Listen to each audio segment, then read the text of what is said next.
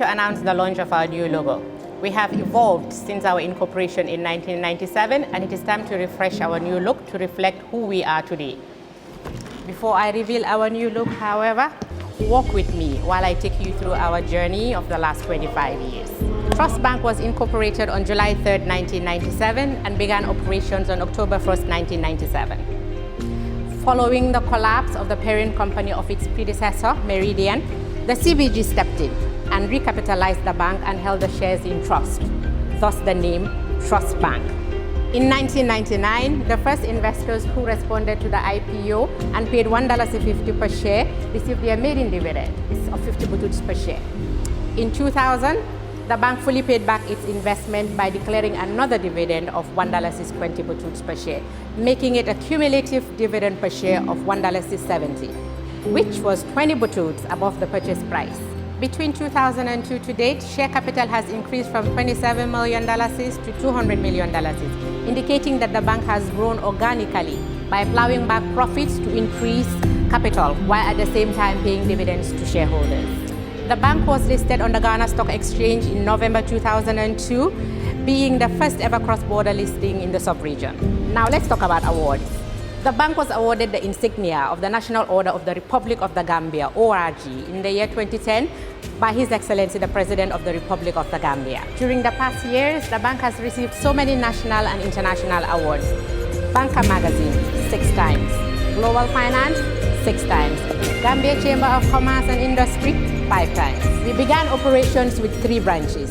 Now, we have 18 branches and 20 ATMs and counting. On digital services, mobile app, check. Online banking, check. Transaction alerts, check.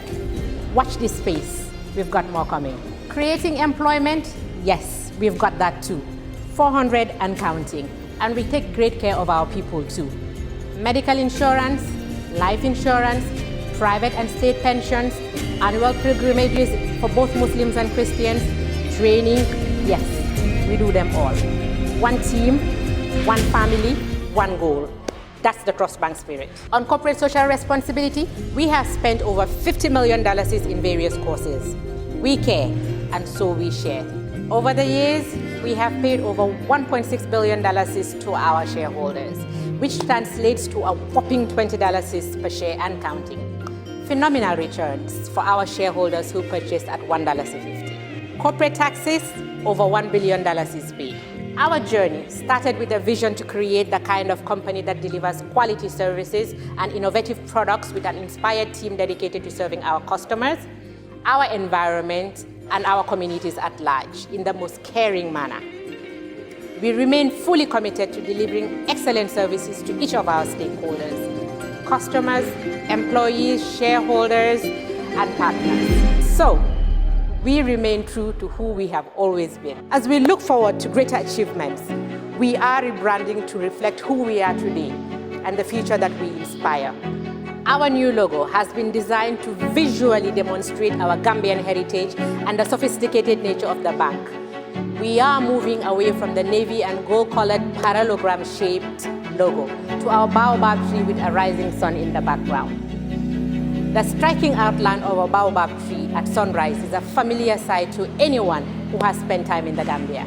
Our new logo and visual identity are inspired by our core values and spirit of being a pioneer in providing a unique banking experience. It is a completely new look that better matches the transformation we have made as a company. But we remain your Trust Bank.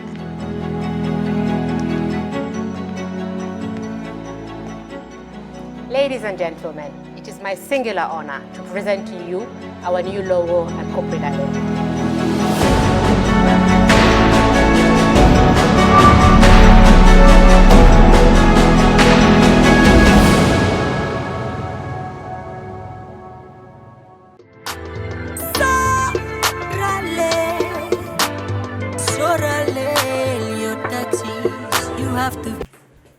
I hope you understand now. Yes. This is your withholding tax certificate. Thank you. Sorry, sir. Give me a few minutes. Let me finish with her. I am not here to sit. I received an alert from my bank. It's like you made a mistake. The amount transferred to my account is different from the amount on the invoice I issued to you. No, there is no mistake. We deducted 10% as withholding tax. Withholding what? In fact, what is withholding tax? As he just told me, withholding tax on contract payments is a deduction from payment made to contractors carrying out work, supply of labor or materials, and or provision of technical or consultancy services. 10% is withheld for Gambian residents and 15% for non-Gambian residents. The contractees remits the amount withheld to the nearest GRA tax office in the month of deduction or on or before the 15th of the following month. What's my interest? You will be issued a certificate which you should take to GRA when you go to pay your quarterly and annual tax. What happens to the 10% deducted from my invoice? That 10% will be less from your tax liability. So it means the 10% is an advance payment of my tax liability. And I only pay the difference of my tax due for my quarterly and annual payment. Correct, sir. Buba, you should have told me this. We all know for any meaningful development to take place in a country, we must pay our taxes. And on time. This information is from the Gambia Revenue Authority. For more detailed information about your withholding tax obligation, please visit any of the nearest GRA offices. The Gambia Revenue Authority, collecting revenue for national development.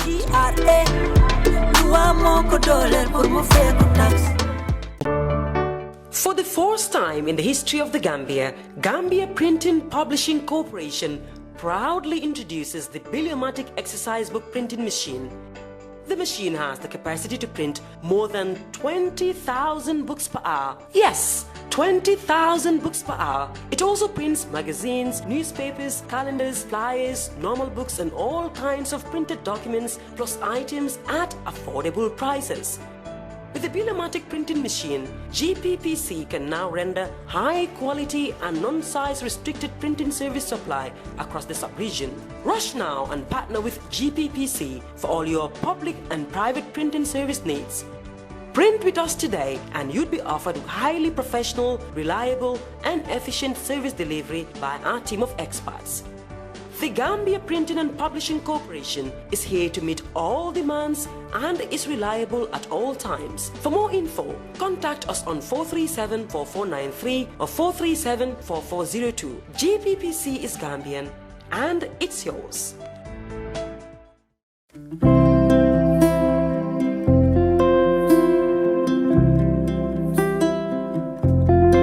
Airport Residency Estate is a gated community located in Old Yundum, proudly developed by Swami India, perfect for all looking for a quiet life with luxury amenities within an enclosed setting. When talking about the benefits of living in a gated community, safety and security is top on the list.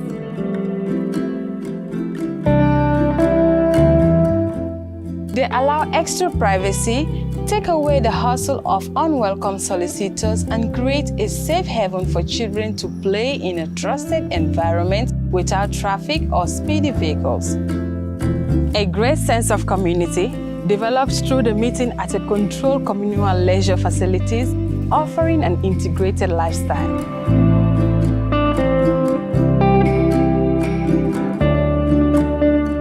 A green environment and well-managed communal areas are keys to higher home standards, elevated quality of life, and better property value should you consider home reinvestment in the future. Added to all is the location, just next to the airport and reconstructed main road, yet tucked in the tranquility of nature. Our purpose is one: your satisfaction. Contact us. Let us help you build your dream home in the Gambia.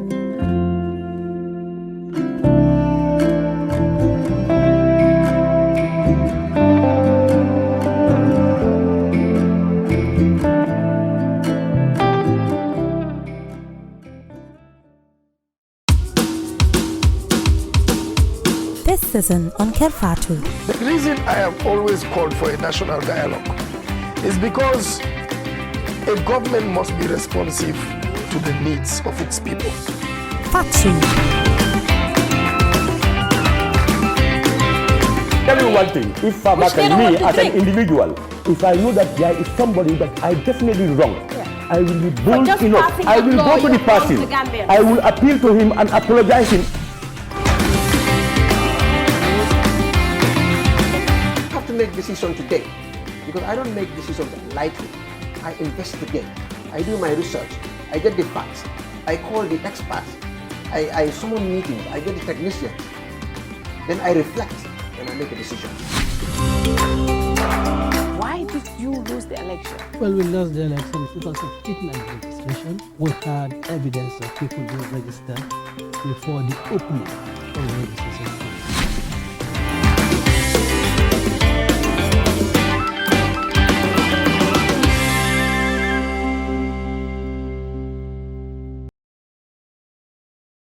Welcome to another edition of our show. Today is Wednesday, the 13th, exactly 10 days before the most anticipated mayoral and chairmanship elections. Bokay ñu dalal leen fii ci suñ programme bi xam ngeen ne nag alxamis bu nekk lañ dee ñëw at 5:30 waaye tey nag wax naa ko last week Esa this week and next week dañoo am 2 shows Wednesdays and Thursdays because we want to accommodate all the candidates of Banjul, KM and West Coast. West Coast, we are just looking at the top 3. And the top 3, of course, we know who they are. And we have invited Ahmed.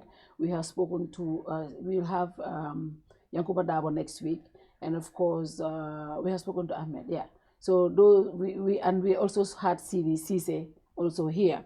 So in Banjul, we are having Ibu Faye and Rohey Malick. As we speak, we have invited Ibu. Ibu has not responded to our invitation. So we hope before the end of the campaign, he responds to all other candidates have accepted. Bakari will be here tomorrow, Bakari Baji will be here tomorrow, and Talib will be here, Yankuba Dabo will be here. We have interviewed all others. So I think Ibu is the only one who has not confirmed, and we will continue to reach out to Ibu Faye and talk to him. And today, of course, we have the incumbent mayor, Rohey Malick, who is also seeking for re-election. Dinañ waxtaan Rohi. Lan moo tax waa Banjul war a saani Rohi. Rohi, once again, welcome to the show. Thank you very much, Fatou. Jërëjëf kontaan naa trop pour ñëw fii. Comme ni nga ma dee dalalee rek saa yu nekk di la gërëm di la sant di wax suma càmmiñ gi Esa tamit ne ko jërëjëf kontaan naa lool pour ñëw fii. Thank you very much. Esa, normally before we dive into the candidate direct, then we always look at what's trending. And I think today what is trending is 2 things. President Barrow against Mama Kande, we will look at that. That is what is trending. But also what is trending is there's this video that was circulating on social media where Kek Sane, our colleague Kek, was at a meeting. Of course, he endorsed Bakari Baji, and he was at a meeting for Bakari in Bakau, and he made some claims there. I think that is important to address. First, let's start with Kek's claims, because I think Mayor will be able to help us with that as well. Kek did make this claim that Mayor Talib Ahmed Bensouda is paid $670 million. He increased his allowances to that much. And I think that statement is false because what I can see is that the mayor's office, when Talib came, I think the office of the mayor was 115 million, their revenue. It was raised up to 300 million. So I don't know how only the office of the mayor can be allocated 600 million when they these things. This is election and 10 days to election. Some misinformations, when you say this in political rallies, a lot of people go ahead with it, and the story is all over, and then people think that our role is to bring the facts. And I can tell you, the mayor's salary, Mayor Bensouda, and I think most of the mayor's basic salary as we speak is $17,000. His net take home as of this month is $44,000. The basic, the mayor's salary was, and all councils, their salaries were increased in by an act of parliament when government said they wanted to increase salaries. That was in 2019 and also in 2022. First was 25% increment, and the second was 50% increment, and this was across the board from the president, National Assembly members, ministers, mayors, and all other citizens. We discussed that here, and we said, you know, when government brought up that increment, we said they should have rationalized it and increased the lower cadre more than everybody. So this affected the change from 35,000 to 44,000, including allowances. Their basic salary is 17,000. Yeah. So I think these informations, we cannot, in this day and age, we cannot misinterpret and misrepresent facts, especially we are talking to the electorates. Kex is a respected colleague of ours, but I think he is in politics, so when he says stuff, he will be fact-checked, and I think this is something that is very important for us to address. What is your reaction when you heard about that audio? Well, as you know, I'm not on Facebook, so these are things that sometimes I do not usually come across. But when I was told about this, I, you know, tried to even check on Facebook through Google search. I could not because I don't have an account on Facebook. But I was able to read his apology statement. I think he wrote somewhere that he apologized. He made a mistake. The error was from his part. And yeah, he's being bold to come out and apologize for that. And, you know, admitted that the error was from his part. But I think it is important because when you say colleague, he's a colleague. I'm just wondering, colleague in what sense? Because I know he's practicing now. Well, journalists are not supposed to be outrightly partisans. So, but yeah, I don't know. Actually, Kex's role is very confusing nowadays. He was a politician, but now he's also in the media. So I don't know. But yeah. But what I can say is that Kex is a full-time politician because I mean, okay, let me not say full-time politician, but he's a politician because he ran for office. Yeah, he ran for political office. So I will take him as a politician. And the moment he came out also to endorse publicly the candidate for KM, NPP candidate Bakari Baji, I think that tells us that he's a politician. But also I'm wondering, because I've seen a lot of confusion this local government election. People are from other regions, yet they go and campaign for others in other regions. And forget about their regions. Yeah, so Kex is from CRR South, so one will expect that maybe he should be there. But that's not the most important thing here. What is important is the kind of information that we send out there.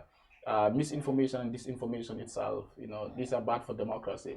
And that is why today countries that are transitioning to democracy, usually we have fact checkers, because when people are misinformed, it can even dictate or kind of influence their voting behavior. Which candidate they tend to vote for, and this is also not good for the reputation of politicians. If, for instance, somebody comes out and make a false claim against the mayor, that is not good for the reputation of the mayor. You have already done a reputational damage to her, and before people realize the truth, the damage has already been done.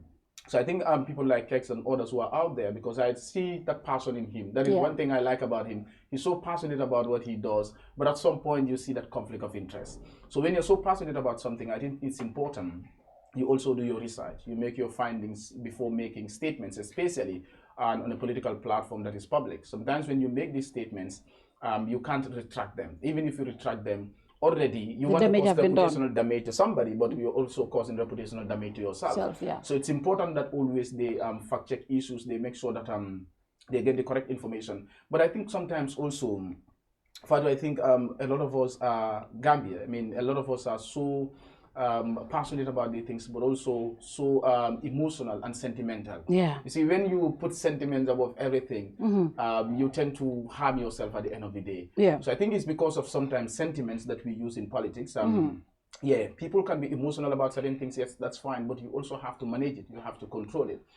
So when people are so sentimental about issues and they have maybe personal or whatever issues against some people, they tend to, I'm not saying that is the case here, but I'm trying to say that sometimes that is what I've observed in this country. Many times we are so sentimental, even if somebody is doing a good job, because you disapprove the person, you're so sentimental and want to bring everything possible just to bring the person down. So I think that is something that we have to be cautious about, especially people like Kex who are into the media, of course, because we see him on the media, into politics and, even civil society work at some point. They have to be very cautious about these things, because at the end of the day, it's not good for our democratic credentials as a country. And I think it's important to make these clarifications, because to be honest, when you are a politician, you make statements, we are going to fact check you. Just like when Mayor Bensouda does it, when Mayor Rohilo does it, whoever stands on political platform and gives us information and we realize and notice that they are not factual, we will tell the viewers what is factual. And I think that is important. And I mean, let's look at the salaries. President Barrow gets what, 200 and something. Ministers get sometimes with their allowance 100 and something. Barrow is now and 300 and something. Ministers get around 100 and something, together with their allowances. And mayors, when I saw the pay slip of the mayors, and I'm like, okay, I mean, the salary feel at all, to be honest. But Mayor, you are here and stuff like this, you know, when you hear stuff like this, statements like this, as a mayor yourself, lan moy sa reaction? Well, comme li esa wax rek hence moom génn na already apologize foog naa jarul sax ñu ko strike waaye misinformation ak disinformation fu mu nekk nii dafa bari torop man sax barka démb jox nañ ma suma wàlla comme esa rek man bokkuma Facebook duma dee mun a gis lu bari waaye dama dee nekk sa WhatsApp group si léegi nit call suma attention ne ma déglu luy seetal léeg-léeg man sax wax nañ ne dama am kër Seattle li ma ne allahuma amin waaw boobu moom li ma wax rek mooy amin allahuma amin te bu mu am ci benn yal na nekk ñaar ba si ñetta su ma amee Seattle tamit yàlla wërsagal ma ba ma ko mën a am Atlanta mun ko am New York tamit loolu moom dinaa ci mun a kontaan trop so xam nga yii mooy yoo xam ne ñun we have a country pour develop so munuñ koo boole ak façon yu mel nii soo seetee tey Mayor Bensouda nga jóg rek teg façon tuuma bii nii ci kawam waaye man xaw ma moom de waaye man Rohey Malick Lowe man moom yooyu dama ko miin because man moom lu ne waxal nañ ma ko so moom bu mu waste time moom si loolu na concentrate si campagne am bi foog naa loolu moo gën a am njëriñ and again mu jël a bold step pour génn apologize loolu tamit man rafetlu naa loolu torop waaye li ñu war a def mooy dañ war de bàyyi xel torop suñ dee wax dafa neex am na ñoo xam ne nag dañ dee wax ba mu ëppal li ñoo wax sax duñ ko am because suñ toogee foofu ñu ne leen yéen a fi toj rek ñu foog ne soo leen joxee lankaar mun nañoo yóbbu gaal gi so yooyu dañ si war a bàyyi xel bu baax a baax am na ñoo xam ne suñ dee wax nit ñi dofuñ xam nga gémmiñ su feebaree noppa bi koo déglu daf dee wér te nit ñi fu mu nekk they are very very aware soo toogee nga génnee kayit naan gis nga dafa am kër Seattle xooloo papers yaa ngi nii foos nga tasee ku mel ni Essa Ndiaye xam na xamee na dina toog xalaat ne ok Rohey Malick Lowe su jëndoon kër sax Amérique tubaab bi moom dañ ko génne rek teg ko si kaw taabul bi soo nit ñi dofuñ nit ñi xam nañ soo moo tax wax yooyu man moom laa dee waxi kacaw wax yooyu laa dee bëgg a nit ñi ñu jël ko sànni ko fële ñu am xam ne ñun dañ am a country to develop country boo xam ne is very very vulnerable because jigéen ñi ñoo fi nekk youth si ñoo fi nekk te ñooñu they are very very vulnerable te li ñu soxla mooy pour ñu am développement pour dëkk bi dem soo compare Gambie ak Sénégal su demee 20 meters Gambie mu ngi raam pour dem 1 meter nga seet Guinée Bissau bii rek soo ñun am nañ lu bari loo xam ne moom lañ war a def dañ ñu nekk ci waxi petit wax yu sew yi nii man dëgg wax yu sew yi du ma ko dee rafetlu te du ma ci dee bugg a bokk moo tax ngay gis suñ ne Rohey Malick loolu tontu man ne leen dégg du ma tontu parce que loolu ñuy wax noonu man aw ma jota man I have a capital to run and it's not easy. It's not an easy task. Wow.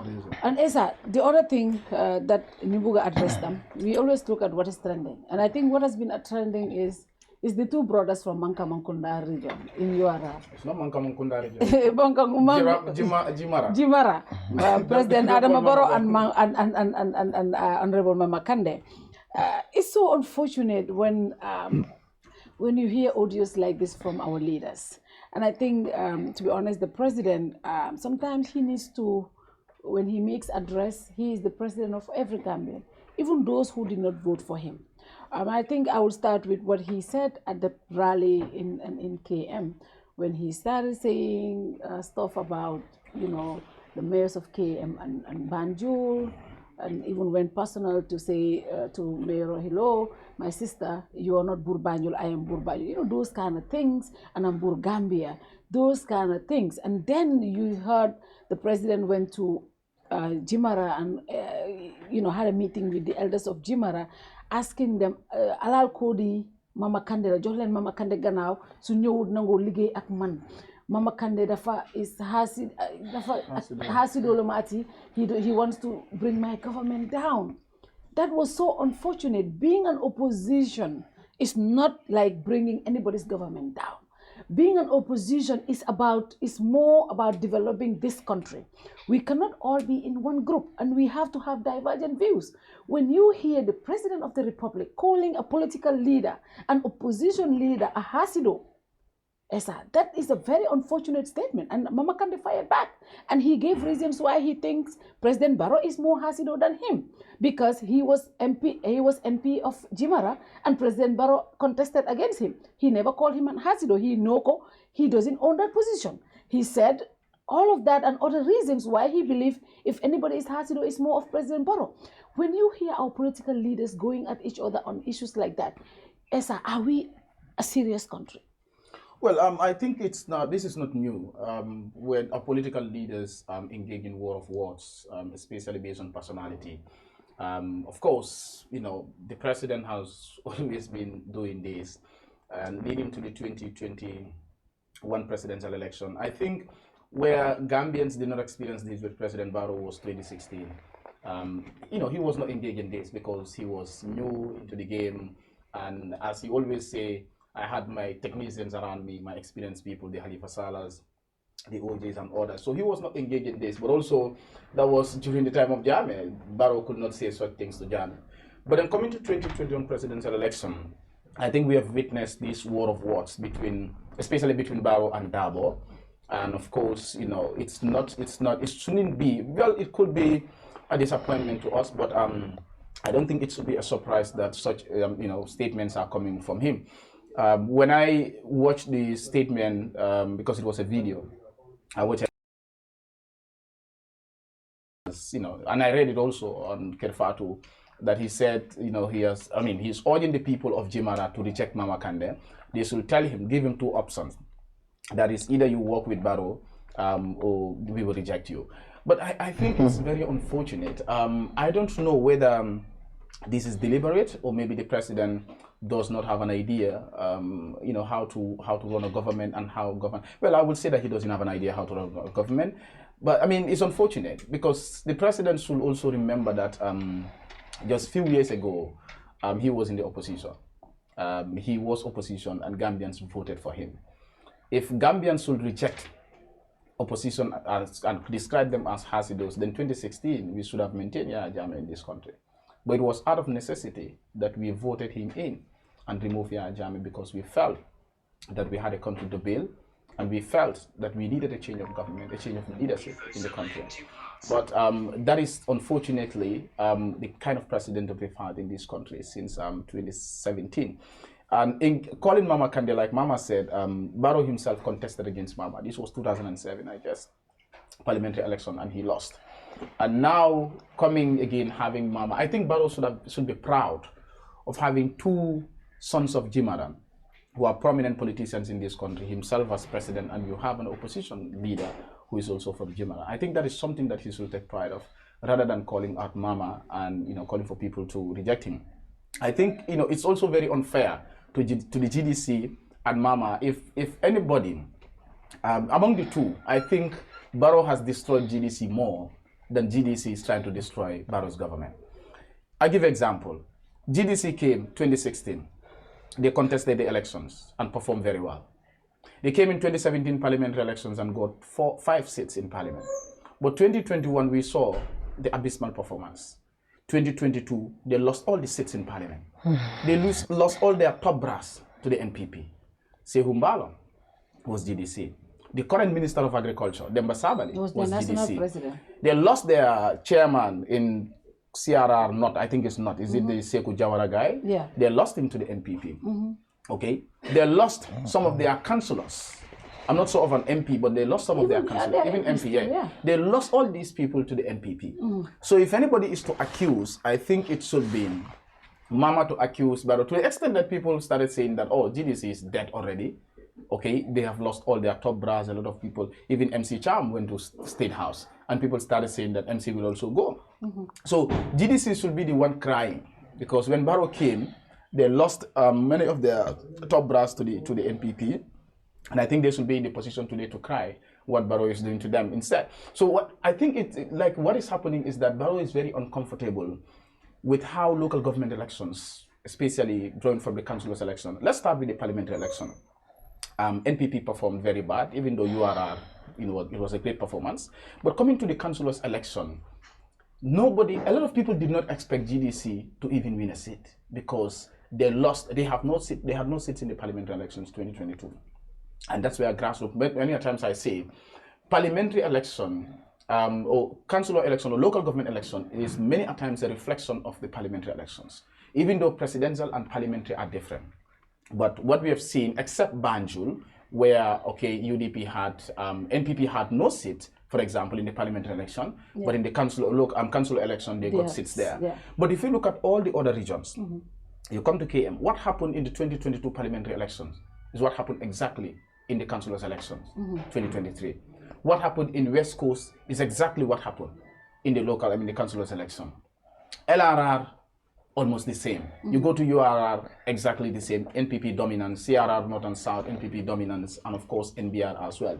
So Barrow, it seems he's not comfortable with how his party has performed in this councillor election, especially that GDC won Gambisara ward, and also Julangel ward, had been a center of controversy, because when the results, for example, for the NPP candidate in Mankamankunda polling station there, 2 different results were given. I saw these 2 different results, 257 and 357 for the same NPP candidate, the same polling station, not a different polling station. So it seems like he is not very confident of his party's support base in the area, especially the area that he is from. The area that he is from, Jimara constituency, even though they won the parliamentary elections there, but coming to the councillors election, they didn't perform good. And also, seeing Mama Kande's endorsing opposition politicians or candidates, I think that is something that he's not comfortable with. Going to URR endorsing for the Danjo especially, I'm thinking that maybe if the GDC will fully endorse Danjo, that could really make the battle a bit difficult for them. But I want to look at also this in the context of democracy, our democracy. Scholars have highlighted that one necessary condition for democratic consolidation is the need to have credible oppositions. 2021, when President Barrow won elections, I said this and it's on records to media houses.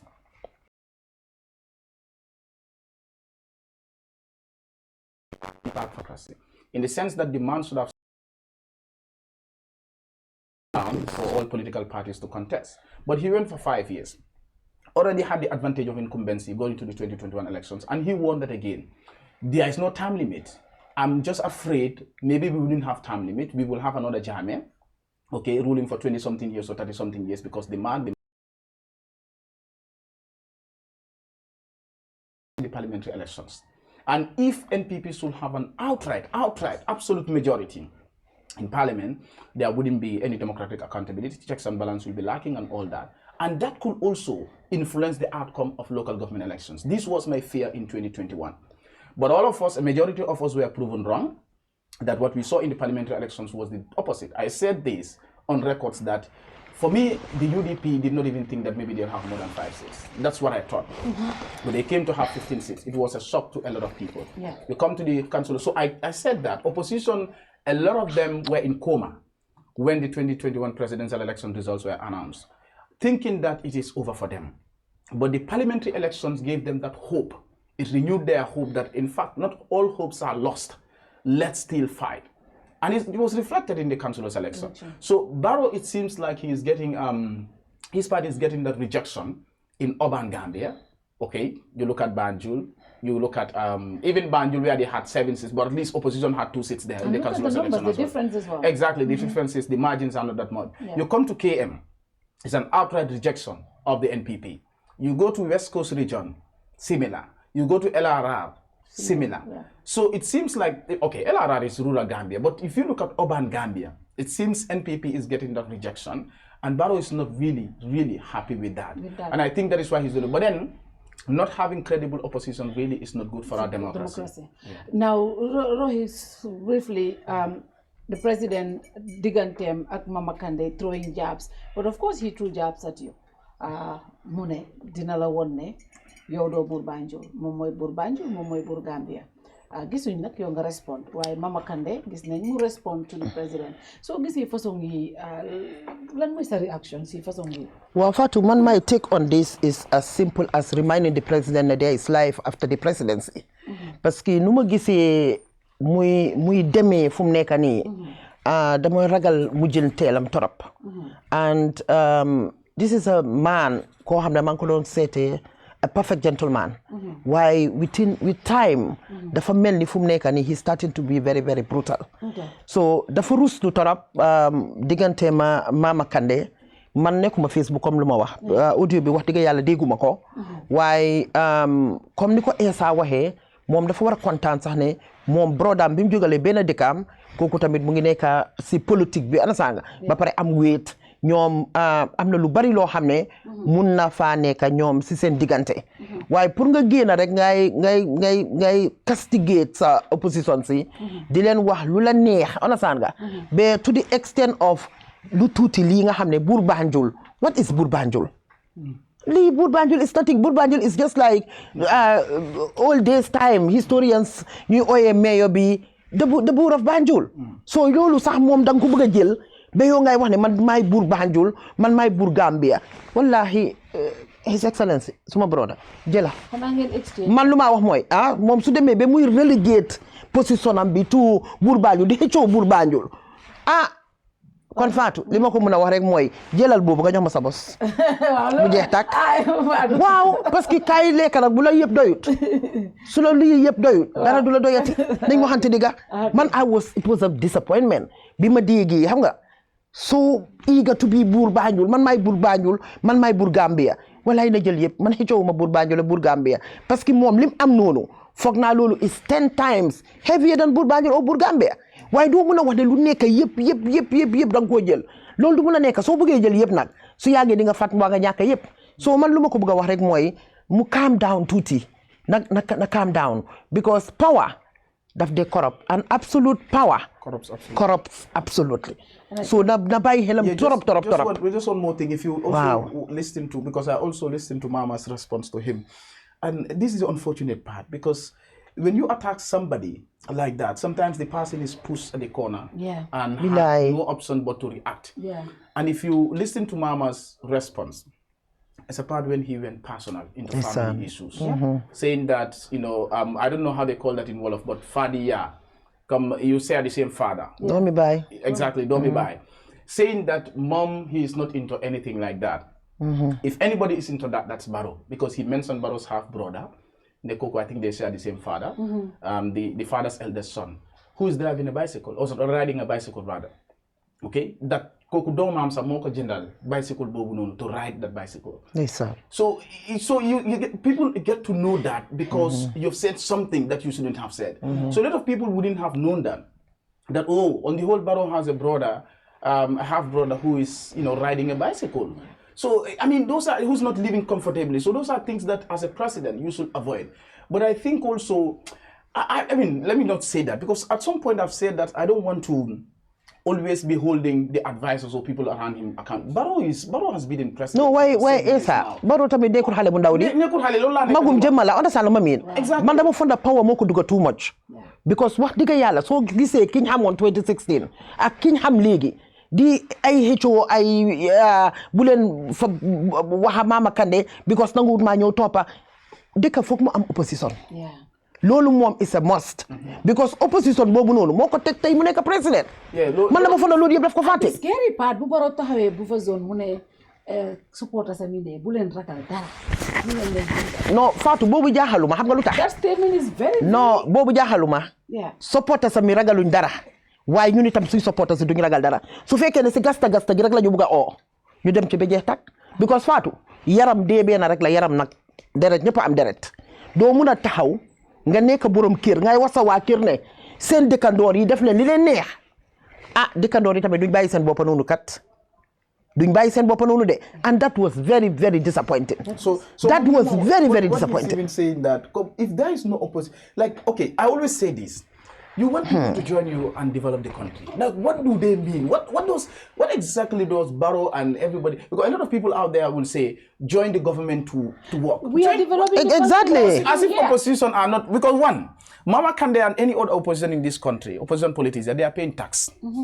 There is no better way of contributing to nation building than paying tax. Because that's the resources that you use to develop the country. So Mama and all other people are paying tax. That's one. Two, holding the government to account itself is good. Take, for example, as Lord Mayor of Banjul, you need people to be pointing at things that where you go wrong, for example. You know, like always pointing out your weakness. Even if you don't like them, even if, for example, these people are not doing this, maybe even not genuinely, for example. But for the fact that they are pointing out weaknesses, that's something that you can work on. So opposition are always there to point out your weaknesses. And most of the time, our opposition will do this genuinely.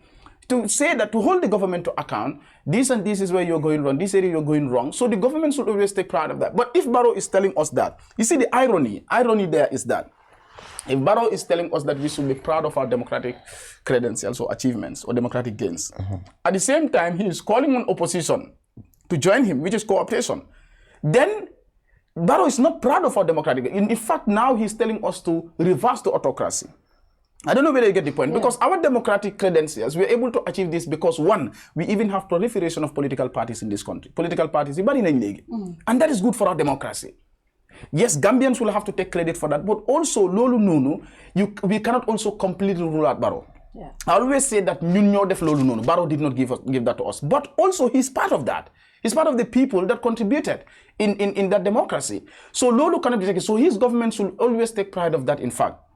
To say that it's during our time that we have seen the proliferation of political parties. So if we are having that, now you are on the reverse saying that opposition should join you. The democracy being achieved for the past 5, 6, 7 years, because a country without opposition is bound to be a dictatorship. It's bound to be a dictatorship. No, man, lumade wax sax moy dama dey wax ne mom su waxe ba pare ndax daf dey dem tok mu deglu wat bopam esa as I said nit ku nekk da nga war de xalat elik aftermath of the presidency is very, very, very important.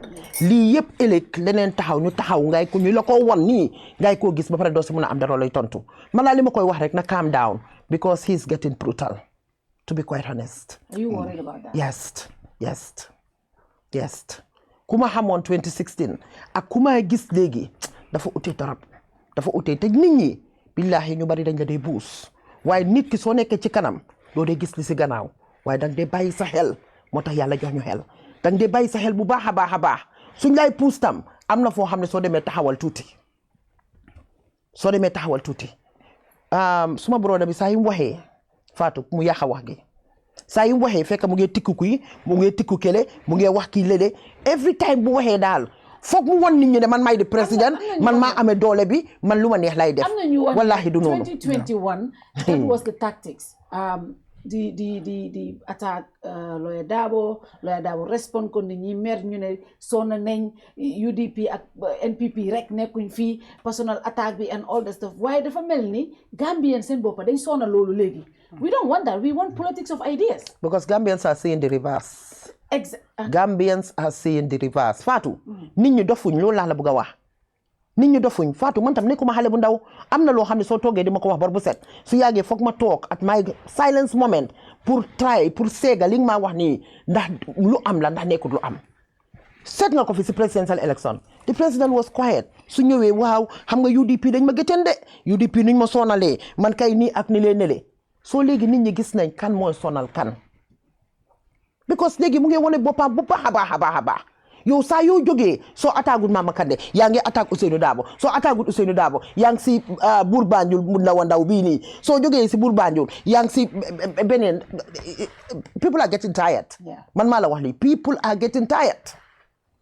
Te and the aftermath of the presidency man foofu rek laa ko xalaatalee. Because he is a guy boo xam ne su demee ba mu jeexal presidency bi ñu ni tamit as young politician bu ko ñoo tasee moom ñu toog ak moom mun a waxtaan di ko laaj ay yéena yoo xam ne ñun xëj na mënuñu woon a egga foofu o mënuñu woon a xam yooyu noonu waaye su fekkee ne kii fu mu nekk mu ngi mel ni gaynde suy wax mu ngi tëb di dal mu ngi tikku nit ñi di def yooyu te nit ñi Gambien si ragalatuñ léegi man mi nekk jigéen sa man Barrow mënumaa tekku ba ma daw di xanaa xamuloo loolu mënumaa daw loo de man I can tell you that mënumaa daw loo benn one inch sax mënut a am because fii nit ñi ñoo ragala tut loolu ñun ñëpp a ko xeex du moom keena soo man loolu laa dee bugga ne pour mu bàyyi xelam ci loolu bu baax a baax a baax man billahi óor na yàlla yonente bi man foofu rek laa ko dee xalaatalu ma ko fenn démba passé na moom gisoon na démba ñu ngi fi woon tey mu ngi ci moom mu ngi ko dunda waaye ëllëg moom xamut lan mooy xew soo moo tax dafa war a calm down bu baax a baax a baax gis nga ñi nga xam ne ñooy àndaayoo di la puus ëllëg ñooñu si seen boppa ñooy taxawaat ne lii la fi defoon ñoom ñooy indi yeneen sax yoo xam ne public bi si boppam duñ ko naan gis waaye mu ngi woon ci gannaaw ñu ngi woon ci gannaaw so na calm down tuuti waaw na calm down. I think you know all politicians will take note ne politics of personal attacks and back and forth is not what Gambians want. Tey boo déggee Gambians yi issues debate lañ bëgg dañ bëgg ngeen wax ñu Rohey Malick loolu lan nga fi def lu tax ñu war laa policies and programs issues loolu lañ bëgg and I think we should hold every politician against their record what they did against what they want to do.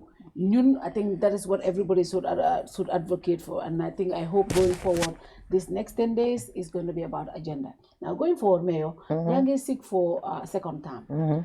Lan nga def ba war a waa Banjul war la óoluwaat jox la second mandate. Waaw Fatou jërëjëf bari na tuuti na. Parce que comme ni ma ko dee waxee saa yu nekk rek ma wax ko ma ne bi maa ñëw dama amee woon benn book bu ndaw ñu ko wax manifesto man lii laa génnoon jaay ko ci waa Banjul.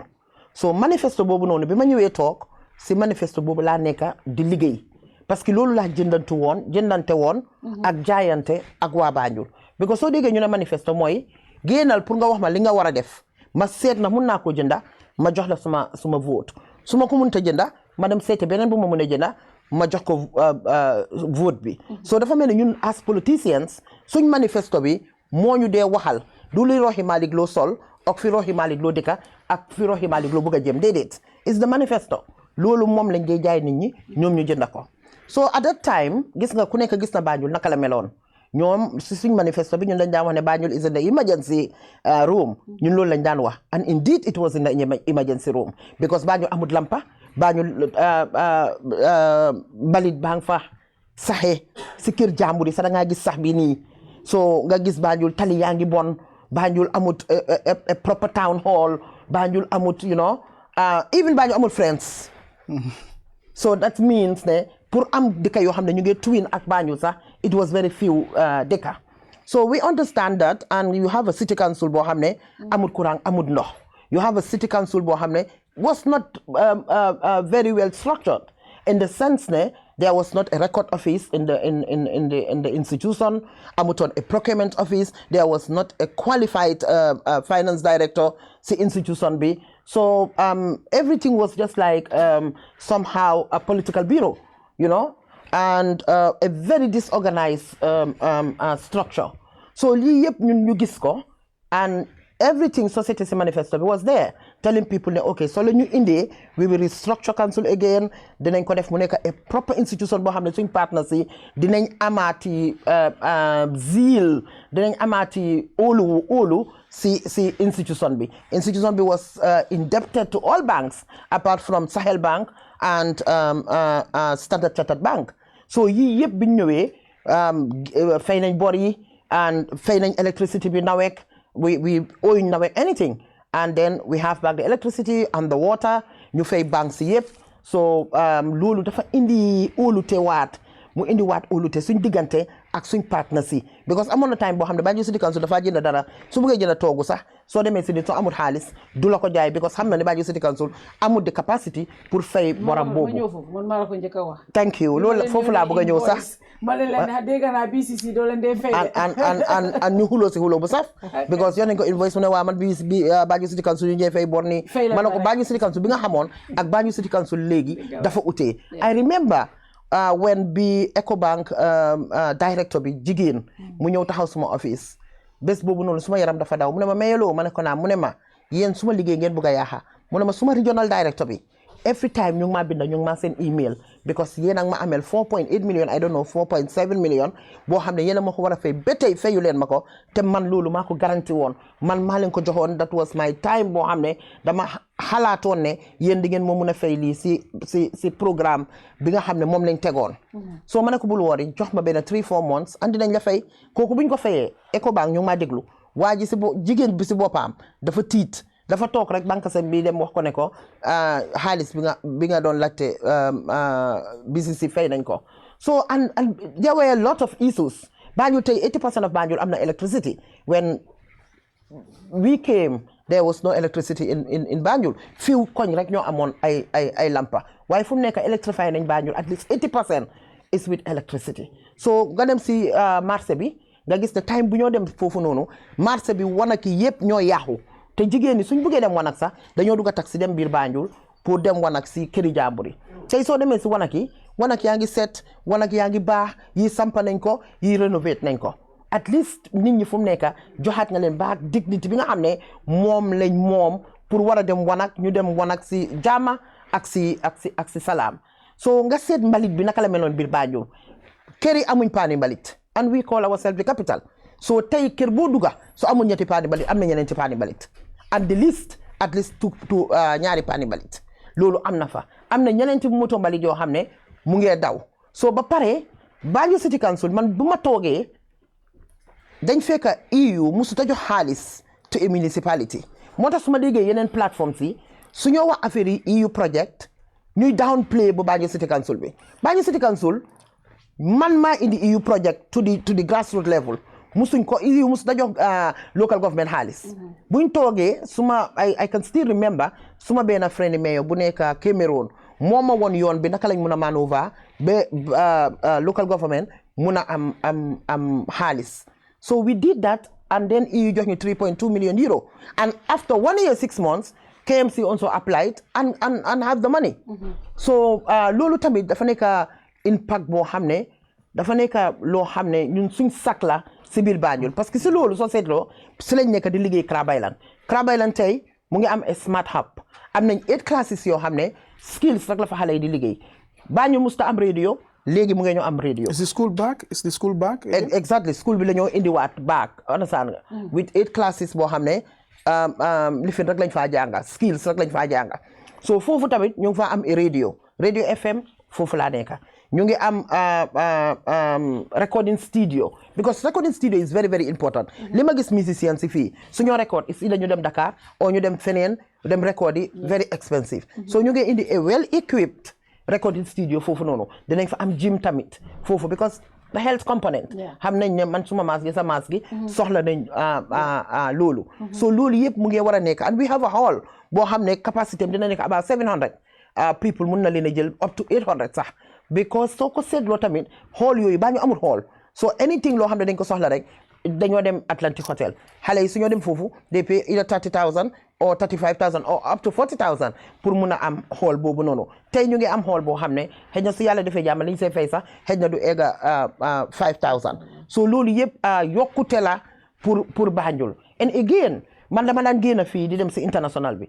soo demee di wax Banjul ñu naan la Bangu duñ dee xam Banjul dama try lu nekk xeex lu nekk pour mun a gis ne Banjul is recognized. Bangoy, Burundi, right? Exactly. No, not Burundi. It's recognized to the international. So le waxee Banjul dañu la Bangu. Ma ne leen no, I'm talking about Banjul.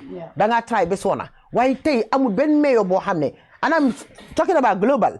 Amul benn mayor booy dem ne ko Banjul xamul Banjul. Lu mu laa njëkk a wax mooy mayor loo West Africa. Mayor loo West Africa because man fu ma dem boo ma laajee ma wax boo ma laaju damaa wax naa fexe rek am plateforme 1 minute rek fu ma waxee ne Banjul di Gambie ñoom ñëpp xam nañ fu mu nekk lan mooy Banjul and that is why bi ñoo def elections yi elections of capital cities sustainability forum boobu noonu ma dem pour bokk ci jongante boobu noonu so ma dem ak Sénégal ñu win Sénégal with 4 votes ku nekk gis na loolu Sénégal bañ ne ñoom mënuñoo understand because dañ jaaxle xamuñ fan la Gambie jaar ba mun a am Banjul jaar ba mun a am extra 4 votes dan ñoom so ñu téye élection si 2 weeks mënuñoo génne results si so ñoom ñu claim ne déedéet ñoom dañ bëgg ñu seetaat lii ak élection si bu baax so ñële li ñoo wax mooy ne pour demaat di audit elections yi it costs a lot of money. And then it was then la xam ne jëkk suñ élection yu ndaw a ndaw yële sax pour demaat di ko revisiter dafa seer. So gars yi ne non nañ seet naka la ñoo waxtaanee because demaat di ko di auditors yi ñu ñëwaat di dem si computer bi di seet lii because si through computer lañ doon voté. Fine Halifa Sallah yal na jàmmam yàgga moom itamit mu jóg taxaw mayor then the mayor of Dakar mu taxaw waxtaan ak man waxtaan ak suma yaay ji Soham mu won na lii buñ waruñ ta nekk suñ diggante. Comme que dañ ne Banjul la win rek dañ Banjul win so ma nekk di président until now moom mu nekk suma vice président moom moo Morocco I have 2 vice presidents. So ñu demati si global parliament of mayors and this is global ñu dem foofu noonu tamit defi lifin how to call it elections. So man sax absential lañ ma nominate man yëguma ko sax man dama toog rek ñu ne ma mayor for now Washington ak the mayor of Portugal ñoom ñoo ma nominate so ma ne yee ñu ne ma waaw so ma bokk si gàngante googu noonu. So elections si mu doon dem because through lifin lañ ko doon defee online lañ ko doon defee di dem ba Gambia 14 ma ne waaw and then 9 rek ñoo waroon a nekk si because the executive bi 9 rek ñoo fa nekk. So ñu dem ba man ma nekk 14 ma ne man maa ngi dem di ñaata thousands of nit ba léegi ba yàlla def Gambia Banjul ñëw bokka tey may the vice president and the mayor of Mannheim moo nekk the president of global parliament of mayors and by the way démba sax amaat nañ président bu ees foog naa mooy the president of the mayor of Portugal moom kële is outgoing now. So loolu yëpp du man Banjul la nekk di yóbbu ci kaw turi Banjul moom laa nekk di yóbbu ci kaw. So ñu ne bureet ñu ñëwati ma nekk di president of Rafaela West Africa. So West Africa president boobu noonu tamit ñu dem all regions yi ñoo war a dem elections. So that is West Africa South East Central ak North Africa. So yàlla dimbale ñu Banjul ñëwaat am di presidency. So loolu dafa am fu mu yóbbu Banjul. You cannot downplay that. Because loolu fu nekk dafa am fa Banjul fu moo nekk biñ maa def di mayor of the month Al Jazeera dañ ko announce CNN announce ko waaye waxuñ ne dañ ne Rohey Malick Lowe the mayor of Banjul loolu waxuñ ne mayor Rohey Malick Lowe em fa de dañoo ne di mayor of Banjul. So Fatou coming back to your question am na a lot bi ñoo ñëw tam wax nañ leen ne soo la ñu indee dinañ bàyyi xel lopitaan bi. So biñ ñëwee jël na ñaari ambulance well equipped ambulance and it was stated clearly in the manifesto ne dinañ indi ay ambulance jox ko Red Cross bi ba pare jox ko lopitaan. And when we came liñ def mooy we have 2 well equipped ambulances ñu jël ko jox ko lopitaan bi ñu jël benn jox ko Red Cross. So what nañ sa affaire scholarship si we spoke about culture we spoke about sports ku nekk gis na li nga xam ne moom la Banjul di def si culture because ñun xam nañ ne we are the city of culture. Banjul is a city of culture ñun xam nañ loolu foofu lañ juddoo foofu lañ yaroo xam nañ lan la culture mean si nit yi Banjul yi. So moo tax bu ñu ñëwee Banjul City Council dafa teg tànkaam mu make sure ne support na culture naka la ko war a supporter. And then the surprise here mooy ne 1 year 6 months ago Rafaela mu ngi work on a concept with UN pour ñu am $1 million and that is only meant for culture. Because wax naa leen depuis 1 year 6 months ago ñu ngi am a blueprint boo xam ne benn waay bu nekk America moom si boppam moo ma ciy dimbale pour ñu am a proper blueprint pour nekk pour tegal ko ñii te man xam naa ne su ma leen ko tegalee man xaalis boobu noonu dafaa génn because yàgg naa waxtaan ak ñoom ci loolu ma ne leen Banjul mun naa am ressources su bari su fekkee ne mun nañoo indi waat revival culture bi waat ñu indi ko dëgëral ko loolu dafa du dëgëral nit ñi rek because culture is our values. So ñun soo seetee culture mooy time boo xam ne si nga gis jigéen ak góor yi ñu jaxasoo si nga gis waxtaan yu bari dee feeñ si nga gis nit ñi happiness bi ñu feebar sax si nga gis naka lañ kontaanee si nga gis Banjul naka la amaatee life. waaye problème bi dee am mooy culture groups yi dañ dee struggle a lot. So da ngaa gis nga génn nga gis benn boppi hunting yow you think the hunting boobu dafa jar $20 or $30 or $30,000 or $100,000 no some of their boppa yi daf dee jar up to $10,000. So and these people they understand that and they ñoom bugguñ culture mu dee biir Gambia dañ bugg a culture mu dunda biir Banjul waaye not pour mu dee. So ñu ngi liggéey si loolu and fu mu nekk 1 year 6 months just like the youth volunteerism bi niñ ko doon defee almost 2 years xale yi sax dañ caalitoon waaye alhamdulilah rabbi alamin so boobu tamit ñu ngi ci bu baax a baax soo seetee youth volunteerism bi loolu mooy xale yi la ñoo jox skills and we are targeting about 500 xaleel pour jox leen skills ñii dinañ la yóbbu China ñii dinañ la yóbbu Azerbaijan ñii dinañ dem Turkey some of them will go to Germany you have Portugal Senegal Mali you name it so léegi lu ñoo def mooy xale yi la ñoo indi together and very soon now application bi moo nekk di génn right now so xale yi la ñoo indi together pour avoid xale yi dee toog si kër yi o xam nañ ne nguur gi mënut a jox ñëpp liggéey tam waaye su skills lim dee indi ci xaalis sax nga toog si office doo ko dee mën a nekk soo seetee kapinta bi welderman bi fële ñawkat bi fële liñ dee mën a am ki dee toog si office bi sax ba weer bi dee du ko dee mën a am so ñu waxtaan ak ñoom programme bi 2 years yëpp rafet la ñu ci nekkaa ñoom even before ma nekk président sax maa ngi si nekkaa ñoom ba bi ma nekkee président nag loolu jox ma di leverage léegi pour ma mën a toog ak seen kaabal yi nga xam ne ñoom mag nañ tuuti am nañ cadre si seen office si ma am léegi opportunity pour toog ak ñoom wan leen ne lii maa ngi ko doon liggéey bu yàgga waaye dafa mel ni dafa stock somewhere so ñoom ñu jàppale ma si ñu puus ba tey alhamdulillahi rabbil alamin xaalis bi fu moo jógee si Islamic Development Bank Badia Development Bank mooy Chinese bank bi nga am UN South Corporation they are part of it UNDP is part of it and then you have Rafela mooy the implementing body so Rafela ñoom ñu ngi indi seen how to call it expertise bu ndaw bi nga xam ne moom lañ am mobilisation ak yooyu yëpp ñun ñoo ko nekk di ko def so loolu dafa am na lu moo change loolu catalyst boo xam ne la dafa wécci lu bare biir Banjul so léegi as I said léegi ñu ngi génne application yi léegi pour xale yi apply so then gis nga man dem naa America fii ñu jox ñu $1 million that was signed and dusted ne ok and loolu ay jigéen yoo xam ne ñoo am seen aleel ñoo ko moom seen aleel ñu mobilize am $25 million so $25 million boobu na astafurlah $30 million ñu ne $30 million boobu dañoo jël 5 capital cities ñu jox capital city bu nekk $5 million so beneen $5 million bi moom tam gars yi moom la ñoo use pour suñ travels ñoom tam su ñoo ñëw pour seet li ñoo def travel see yeneen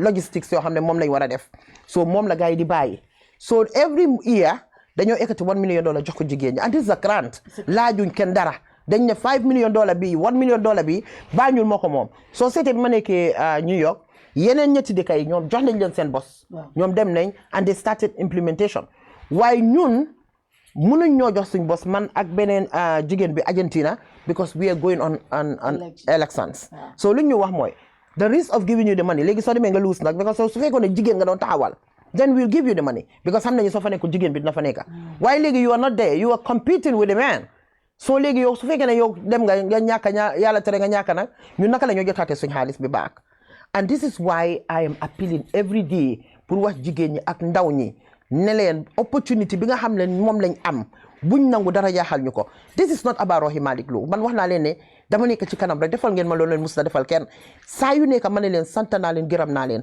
li ngeen def fii si biir Gambie fii jigéen ñi ak ndaw ñi bu leen ko xeeb musu leen ko defal kenn Sir Dawda Kairaba Jawara His Excellency Sir Dawda Kairaba Jawara yal na ko yàlla yëram moom rek ngeen musa sànnil karta mu nekk di first president of the Republic of the Gambia leneen li ngeen defati change history change the status quo mooy ngeen ñëw jël jigéen sànnil ko karta jox ko di affairs of the capital city loolu tamit ndam la si ñun moo tax fu ma toog maa ngi góorgóorlu fu ma toog maa ngi puus moo tax may make sure ne jigéen yi Gambia seen tur dina dem si kaw jigéen yi Gambia nu ma mun a wécci seen lives dinaa ko wécci ba pare Banjul City Council si boppam ak Banjul as a city dina dem àdduna bi yëpp dinañ ko dégga tey soo seetee Fatou bi maa ñëw si council dañ fekk Banjul City Council mu am ñetti twinning la amoon mooy China and Austin waaye tey and I stand to be corrected tey yokka nañ si Minnesota yokka nañ si Wisconsin yokka nañ si Texas yokka nañ si yii yëpp revive that nañ Newark was there why it was not active at all so through the mayor of New York kooku moom a dimbale buñ mun a puus bu Newark bi pour ñu mun koo ekkatiwaat Dakar was indeed there Why Dakar was there and it was dormant. Dara nekku fa woon. So bu ma ñëwee through si mayor bi through si ñoom Barthélémy Dias ak si Sohat sax moom lay jox crédit bi. Through si moom suma yaay jooju dimbale ma ba nga xam ne tey xale yi part of the skills am na ñoo xam ne Dakar la ñoo dem. Mali also the same thing. So Mali tamit Adama Sangare nekk suma caameñ nekk suma collègue moom tamit am na ñoo xam ne ñiy cuub si moom la ñoo dem. So yii yëpp am na ñoo xam ne Ghana la ñoo dem am na ñu dem Azerbaijan am na ñu dem Turkey am na ñu dem China am na ñu dem Germany am na ñuy dem Portugal and this Germany and Portugal is not South cooperation, everybody knows that. Waaye ñun dañ jóg forcé pousse waxtaan ak ñoom ba through the Global Parliament of Mayors bañ mun a am quota boo xam ne xale yi mun nañoo bokk ci boor boobu. So when you ask me, if you ask me lan la tax ma foog ne waa Banjul dañoo jóg sànni ma karta, it's not me as a person, it's development. Te wax naa ko fi ma ne président Barrow man laa sànni karta gumuloo ma xanaa man laa sànni karta xam nga tax ma sànni karta because the president is going to vote for development. He's going to vote for development. Fatou lii yëpp mënuñ koo gis. waaw lii yëpp mun xaaral ba mu egg si box bi nga seetlu du ma sànni karta xanaa kan moo du wax yow tamit nañ waxante dëgg Fatou kan mooy gis lu mel nii development ah. non amul fit. we are talking about development. ku nekk bëgg na Gambia develop. so ku nekk moo bëgg a Gambia develop. so moom as the first citizen of this country nga xam ne every day mu ngi wax development. foog nga ne kooku dana ba suma box bi muy sànni keneen ku dul man te xam ne development gisu ko fenn lu ci Rohey Malick Lo gisu ko fenn lu ci Rafela kooku daf ma sànni karta because kooku mu ngi daka Banjul kooku gis na ne mbali jàngee dem gis na ne lampa yaa ngi tàkka gis na ne xale yi ñu ngi am scholarship understand nga gis na ne culture bi ñu ngi si dugal suñu loxo gis na ne even sport sax su du toon ñun last year nawetaan du am. The president said I am well informed so da nga fa la lii yëpp xam ko so xam na ko bu baax a baax man maa la wax lii I am very confident and I am saying this with confidence ne su demee man la sànni karta du sànni karta development la create problem in NPP de I am telling you ne development la sànni karta dañoo ne xaw ma Barrow nu mu nekk di waxa Rohi we don't know no this is not about Barrow talking to me this is about saying development and voting for development this is not about talking to me this is about saying development kan moo bañ sa dëkka yow foog nga ne yaay yi ak doomi xale yii nii yaay yi jigéen ñi dinañ gis ñu leen jox ay $1 million ne am leen grant la liggéey leen nga dem romba fa Rohey Malick Lo sànni feneen ndax xale yi dinañ gis ne kaay leen ñu jàngal leen skills laajuñ leen dara ticket free accommodation free taxi tax dañ laa fay nga dem sànni feneen no they are going to vote for development man maa la wax lii let's wait until the 20th. I want nga fi lu am solo in everywhere in the world connection matters and I wanted to bring that angle as the president of Rafela, you are opportune to sit with all mayors across the world. Hamnane and Nasa office, apart from Mayor of Banjul, you have a full functional office in Morocco. You have Nasa secretary, you have political advisor, and all of that, where anything law have Rafela and Kodef, Fofnin could dirige. All the time, I'm sure you will prioritize Banjul. Hamnane also as the vice chairman of the Global Parliament of Mayors, you sit on the board and decide the affairs of other capital, including Banjul. Lulu Hamnane evidence na si 1 million dinga hamne jox nañ la ko recently in New York. Gis na sa relationship ak mayors like Mayor Adams. One am na benn bis I was invited to a Zoom meeting with Mayor Adams of New York. And I was amazed. And I want to say this on record. And I said it on Bella interview, I was amazed. I lived in America. I lived in how many years, and I know how difficult it is to access these public officials and have that kind of rapport. I saw you in that kind of forum where all you had was mayors of Miami, mayors of New York, mayors of Kenya, and all these big countries. And how you were introduced as the president of Rafela, and how the mayor of Mayor Adams addressed you and said how he was proud of you and how he was ready to support Banjul through you. Lulu, what they made, the kind of status you have in the international, I know a lot of Gambians don't know, and when we say it, people will think it's political. It's not. I was front row seat to some of these, especially during the presidency, Rafela presidency. I was part of the people that helped with the PR for the presidency of Rafela. And I got to have access to some of the people that you are dealing with. When you go to the international community, your ability to lobby, your ability to attract all these funds, the Rafela Hamnadin Senior, the housing project, the youth volunteerism, Mohammed 5 years la, the grant that you got for the women for the next 5 years, $5 million, and all of these projects that you're getting, not for Banjul City Council directly, but through Rafela. The role that plays in entire molding you as a person, but also as the mayor of Banjul. How do you assess this yourself, Boba? Fatou, first and foremost, dama la bëgg a wax ne aduna bi daf dey evolve. And if you look at the percentage of women in the world, ñun dañ multiply góor yi dañ leen ëppa ñaari yoon. So boo xama yi jàngkat yi xam nañ ne jigéen ñi dañ leen war a empower suñ leen empower wut dëkk si boppam du move. Te fii Gambia ñun ñoo la gën a xam loolu de waaye dafa mel ni dañ desaloon jigéen ñi gannaaw too much. So Rafela doesn't come as a vacuum. It's not an organisation boo xam ne dañ jël rek teg ko fa noonu de te dama la bëgg a xamal ne organisation bii góor mooy the catalyst. You'll be surprised. This was a mayor from South Africa. Moom moo indi the idea bi in 2000 moom moo ko indi. So mu gis ne am na place yoo xam ne ñu ngi lobby waaye organisation bi UCLG mooy the United States of Local Government su demee di lobby yenn xaalis yi pour muy ko dee am daf dee jafe because organisation bi amut place boo xam ne jigéen ñi ñu ngi fa dëgër. So ñu ñëw ak idea bi moom si boppam da mayor den mu ñëw ak idea bi ak ñoom Halifa Sallah ñoom ñëpp si lañ bokkoon si ñi nga xam ne ñoo teg Rafela bii nii. So bu Rafela ñëwee dafa change automatically the face of the institution. So institution bi mu door di gis ne tubaab bi ñu ngi ko ibil bunta. So they do understand ne jigéen pour empower ko is very very important, especially jigéen boo xam ne mu ngi si capital city bi and they know the forces of capital city. Xam nga capital city musuta ndaw. The urban forces gis nga force bi capital city day am Fatou yow sa bopp sa doo ko mën a xam da ngaa seet Banjul nga ne Banjul dafa tuuti waaye imagine le Banjul su ñëpp eewoo suba ñëpp ñu ngi tampongee Banjul si bridge bi ñu ngi tampongee Banjul si ferry bi. So those forces infrastructure wise xam nga naka la ñu dee affecté. So capital cities yi ñooy cities yoo xam ne seen tali du yaaga seen marché du yaaga seen lii lu ñoom dañoo nekk rek every time si di restructure waat di renovate because of forces bi nga xam ne moo dee jógee from the urban areas di ñëw di mbokka di capital city. Tey anybody koo xam ne mu ngi jógee Badibu the first thing lu ma njëkk a xalaat mooy bala nga xalaat maa ngi dem KMC da nga xalaat maa ngi dem Banjul even if they wish to go to KMC but still foog ñu njëkk a ñëw Banjul. Xaw ma na nit ñi dañ dee facto loolu foog ñu njëkk a ñëw dugg si Banjul. So nga gis koo xam ne dafaa jógee biir Kaama sax mu ne maa ngaa dem KMC foog mu try pour ñëw Banjul njëkka pour because foog mu am fa soxla wena da ngaa dem si immigration bi wena da ngaa dem si lopitaan bi wena da ngaa dem waaye by force nga am soxla biir Banjul. So lii yëpp dafa trigger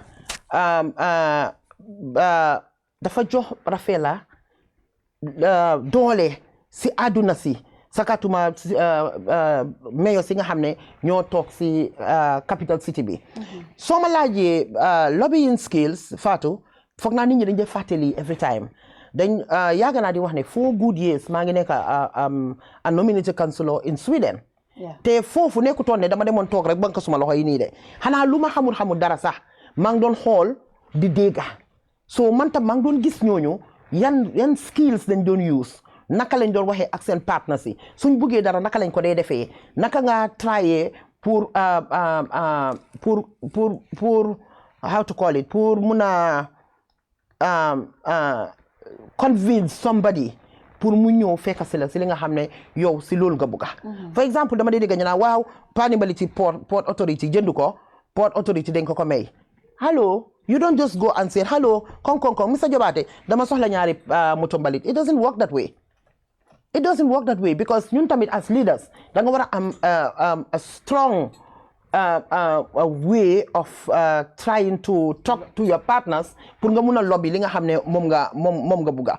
So man what I always do su ma demee si international bi for the first year lu ma doon def rek mooy try pour jànga lu suma business nekkul yëpp dama fa di dugal suma bakken bi fu ñoom Halifa dem ma toppaleen fu ma giseen yeneen mayor dem ma toppaleen mayor of Barcelona fu mu dem ma try di meet di am friends di build up friends di waxtaan ak ñoom di seet naka la ñoo doxee naka la ñoo waxee naka la ñoo defee naka la ñoo jëfee man itamit su loolu laa nekkoon because soo seetoo man suma tukki bari na soo tukki yooyu yëpp tamit dama dee dem di jànga di xool di seet naka la ñoo def because xam nga ñaata mayor ñoo ma njëkka si liggéey bi te mënuñu am access to Mayor Adams and ask anybody in New York man su ma demee New York Mayor Adams moo maa jël si police bi they pick me up from the airport su maay ñoomay nekk together bébé may ñib si dama dee busy ba léegi daf ma dee call every minute Mayor xanaa duñ dem lunch xanaa Mayor duñ def lii because moom he is very very busy.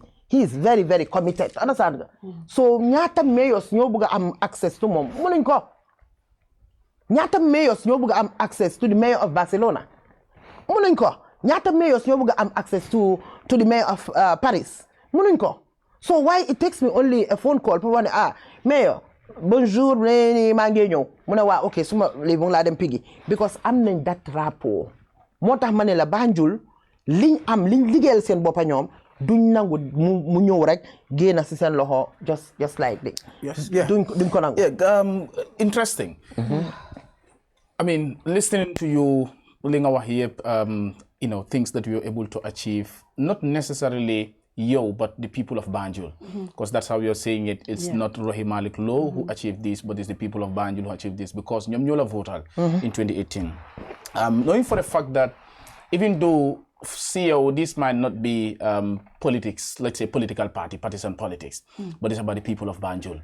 And of course, if you look at the people that are following you, some of them might not be UDP, but you are from a political party, and you are one of the most important assets for the UDP, one of the most important political assets. Everybody knows that. And UDP cannot afford to lose Banjul when it comes to this election. Because even though you're there for the people of Banjul, but also political relevance bitamit for Muneka forward because you are from a political party. Going through your manifesto, 2018, the one that you launched in 2018, I went through it. And I think I saw 8 thematic areas from infrastructure to education to healthcare, to culture, to youth, to women empowerment. And of course, another important aspect that I came to, and that is so much question before Fulamo Deme, that has to do with accountability and good governance. When you talk about accountability and good governance, we expect, of course, financial or fiscal discipline within the institution. When you were coming, there was no qualified finance, I think, director, no record office and all that.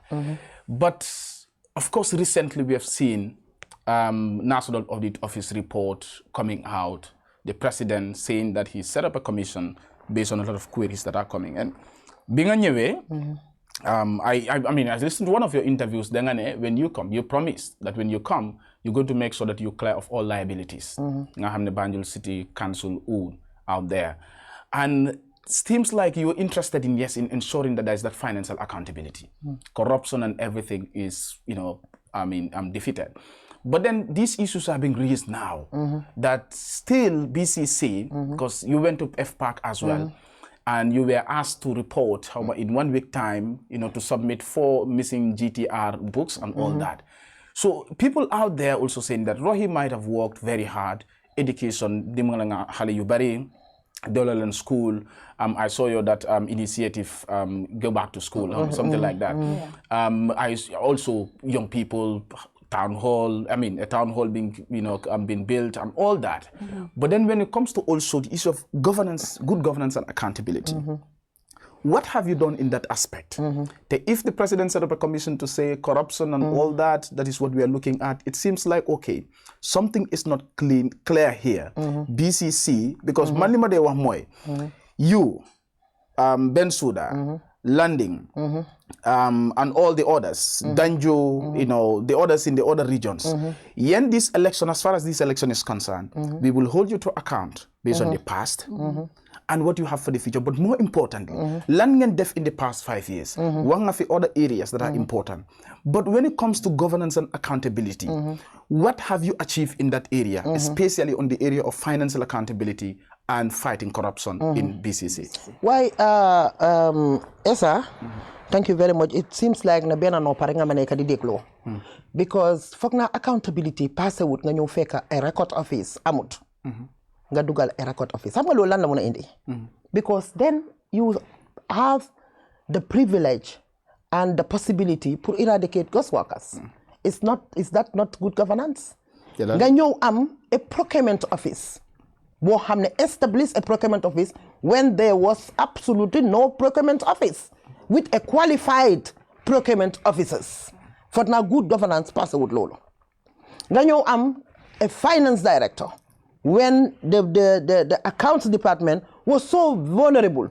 Legi demal nga set accounts office bi ñaata qualified accountant lañ fa am. Ñu ñew am a digital clock in and digital clock out.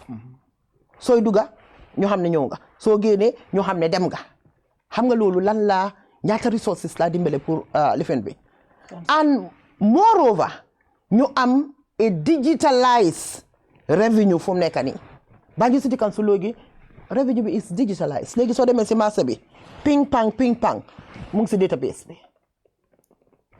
bi amul kenn ku mun a eradicate corruption 100%. But now I can tell you at least 95%. 95% mun nañoo wax ne we are safe. Those are structural reforms yi nga xam ne initiate nga leen. But then li ma wax mooy comme right now. President bi set up a commission. I understand that commission. Wala maa ngi ñëw da nga yàkkamti waa ca go ahead. I mean president bi set up na commission. Waaw maa ngi doon ñëw foofu sax. Office report bi ñu ngi génne things that nga xam ne they are not pleasant about area councils in the country and of course I mean including Banjul. Yes, but then also ngeen dem be FPAC committee. You delloo leen ñu ne you have to go back. So li ma wax mooy people out there are thinking like, okay, yes, definitely those structural reforms and all that. Set up record offices there, finance director and all that. But then these are issues that are also coming out. Okay, so people are interested. Lan nga nekk di def? Apart from those structural reforms, lan nga nekk di def in that area? Xam nga ñu ngi wax FPAC bi. te alhamdulillah président indi na commission bi man commission bi si boppam moom laa yàkkamte pour ñu dem parce que li tax mooy soo bàyyee xel keroog bi ñu demee si FPAC bi ñoo wax ne dafa am GTR 4 yu manqué soo seetee at the end of the recording at the end of the session before the end of the session at least 10 minutes before the end of the session gis nga ma ekkati suma loxo téye 4 GTRs. So GTR so they were there. Xam nga lu xew si council si mooy the councils are so politicized. Dangaa dem fekk nit koo xam ne kii bugut mayor bi. Account su auditor si ñëwee and auditor si musu ñoo wax ne ay million moo manqué Banjul City Council o ay million moo manqué KMC musuñ ko wax at least Banjul City Council musuma ko dégga. Audit report bu nekk dafa am audit response. And auditors they are not there pour stay for 1 year or 6 months. They will come and tell you, okay, ñëw nañ tey léegi ñun dañoo 1 week lañ fi am or 2 weeks lañ fi am or 3 weeks lañ fi am. And everything is manual. Gambia nga gis sax paper bu important nga fekk ñu ngi ko li fi ne akara. So lu ma la bëgg a wax foofu mooy ne it was there. It was never missing. Never. And the chairman was shocked buñ génnee loolu because bu mu waxee loolu rek. Dama laaj because man xam naa ne auditor si bind nañ ko seen audit report bi biñ ko bindee li ma def mooy we try and find out li fan la nekka ñu jël ko ñu téye ko because auditors itam mënuñoo bindal luñ gisut auditors they are just like judges nekkuñ fa di bi crime bi di xew di so ñoom liñ mën a xam ne mooy li leen investigator si wax so ñoom itamit they are like that so ñoom tam suñ ñëwee luñ leen woon ñoom they can only judge on that so suñ ñëwee ne la ana pañe marché bi where are the GTRs? They will put it in their report. So this is what happened. Ñu bind fa ne GTR so yu nekku fa waaye ñoom buñ demee man bu ma gisee audit report bi ma gis ne loolu bind nañ ne nekku fa si laa leen wax ne leen dem lañ lijjante ko ñu dem si suñ box si suñ saaku yi yëpp xool ba gis ne mu ngi fa and this manual lift process bi daf ñu dee giteen so ñu dem ba gis ko ñu génne ko bi ma waxee accountant bi mu ngi si suma gannaaw ma ne ko demal ngeen GTR so gisoon ba denca ko dem leen ngeen indi ko mu yónnee ñu dem indi ko ñu ekkati ko won ko chairman bi and everybody was shocked lan lañ fi wax du dañ waxoon ne panibality soo ko seetloo ñu ne panibality dañ ko dem jënd noonu rek without tendering and GPPA ñoo fa nekkoon. I saw that here. ñu ne dañ lifin léegi li ma def mooy gis nga loolu bi ñu ko tendee kenn rek moo ñëw because then we were young we were new in the process nit ñi amuñ lifin naka confidence si Banjul City Council we advertise it kenn ñëwut benn rek moo ñëw kenn rek a ñëw kenn kooku bu mu ñëwee fekk GPPA ñoom ñoo ñëw ñoo ibbi tenda bi ñoo ko ibbi ñoo ko jox ñoo ko sign ñoo ko def everything léegi ma toog si FPAC ma dégg ñu ne ñu binda ko si audit report bi ne lii ak lii so because ñoom biñ ñëwee gisuñ loolu auditor si loolu dañ mën a binda bi ne mu ma leen liñ gisul duñ ko binda so waxuma dara waaye fekka luckily pour man gis nga suñu amee paper soo xam ne they are very important sometimes man na bu ko dee copy ma denc ko so bu ñu waxee loolu ma ne suma secteur bi I remember A B and C ñu seet ko ñu gis kayit bi ma cee kayit bi ma demee si FPAC ma génne ko biñ waxee ba pare ba GPPA ne waaw xam nga lii dañ ko tenda lii after GPPA came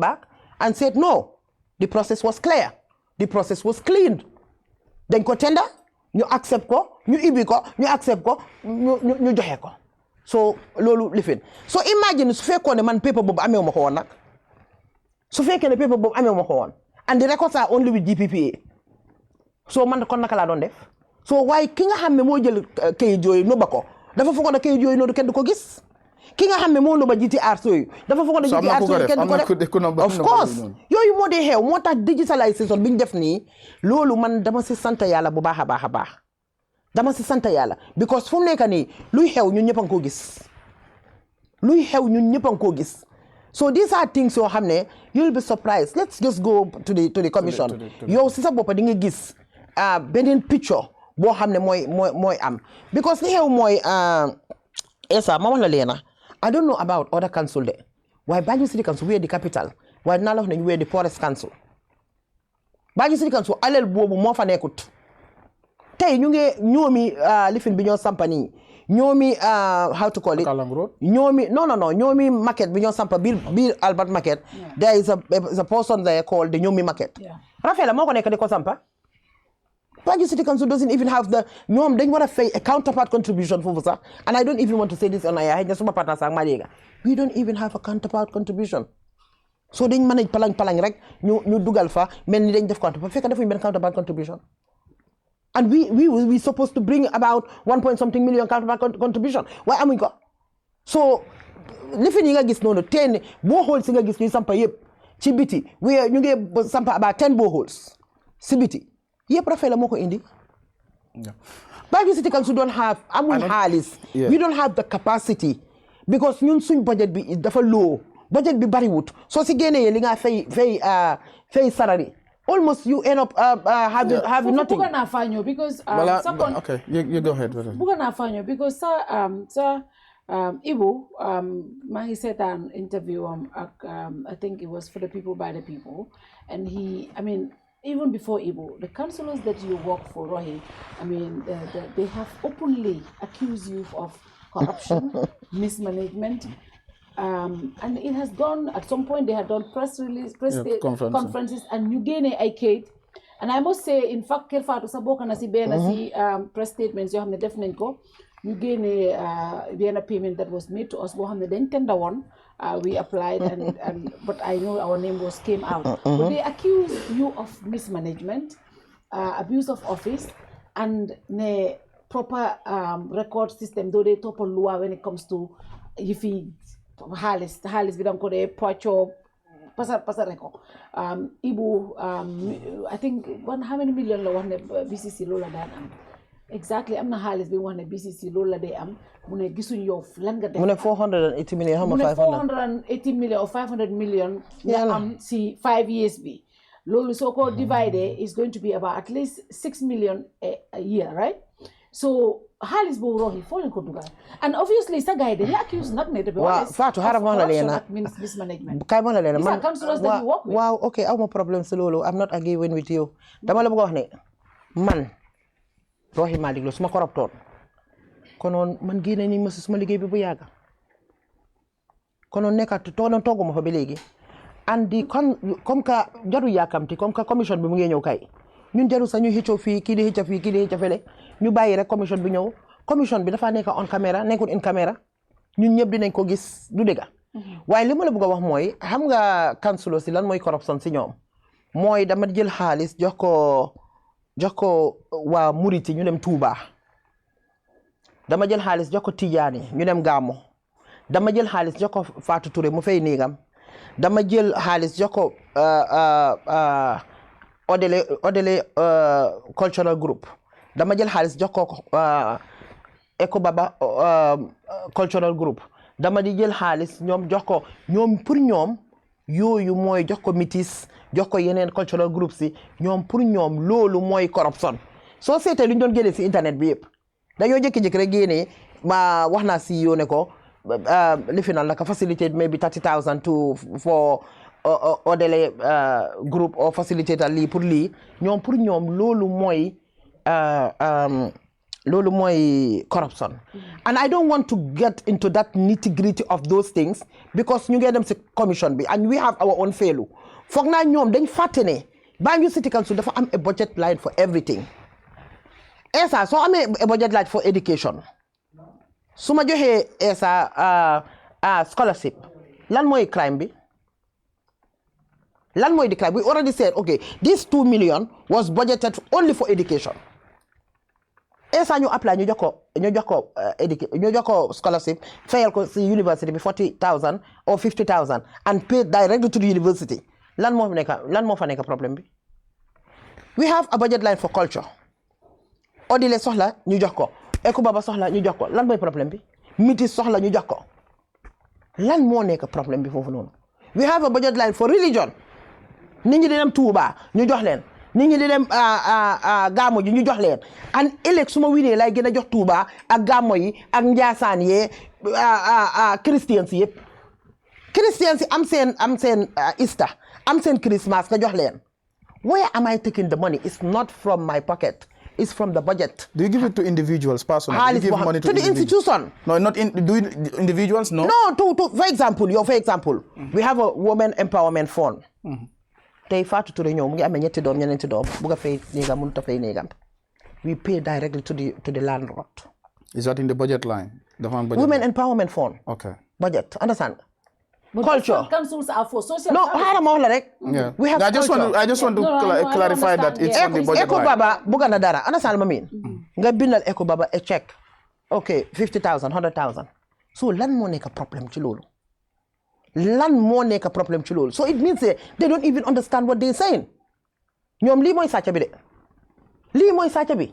So and we have startup. Yow da nga gis tey koo xam ne dafa war a nekk dafa bëgg a start up something like a barbing salon mu ñëw si yow ne la ma de am naa lii léegi council dimbale ko from the empowerment fund bi ñu am ñu dimbale la nga am a start up ndax council bu nekk foog naa they don't know how council works lan mooy liggéey council is to make impact si grassroots bi ñun loolu mooy suñ liggéey pour grassroots bi ñu change their lives loolu mooy liggéey council. And the development that they are talking about, it should go parallel with development. It's not only nga dem jagat tali. Tali is not mburu de. Tali nekkul mburu de. Su ma jëlee Banjul yëpp def ko lampa ba mu leer nañ. Tali ko ba mu baax moto bali 100 moto bali di daw. Nit ñi xale yi toog seen kër yi mënuñoo dem school. ñu bëgg a play football mënuñoo play football. Cultural group si bëgg a tega mënuñoo dem. Lii bëgg a am mënut a dem soo ba lan ban impact nga am si nit ñi. Ban impact la loolu am ci nit ñi. Yes, it's development. Why is that all development that mooy loolu rek you develop people ñoom tam dañ war a demaale ak loolu. Human development is very, very important. Yeah. Just another important area. I read one of your interviews. I think it's the Bantaba with Alhaji Mane, Standard newspaper. I think you mentioned he was asking you about. There was a time when you mentioned to him. I think is it a state of an art hospital, something like that. Trying to get a hospital. I don't know in Banjul.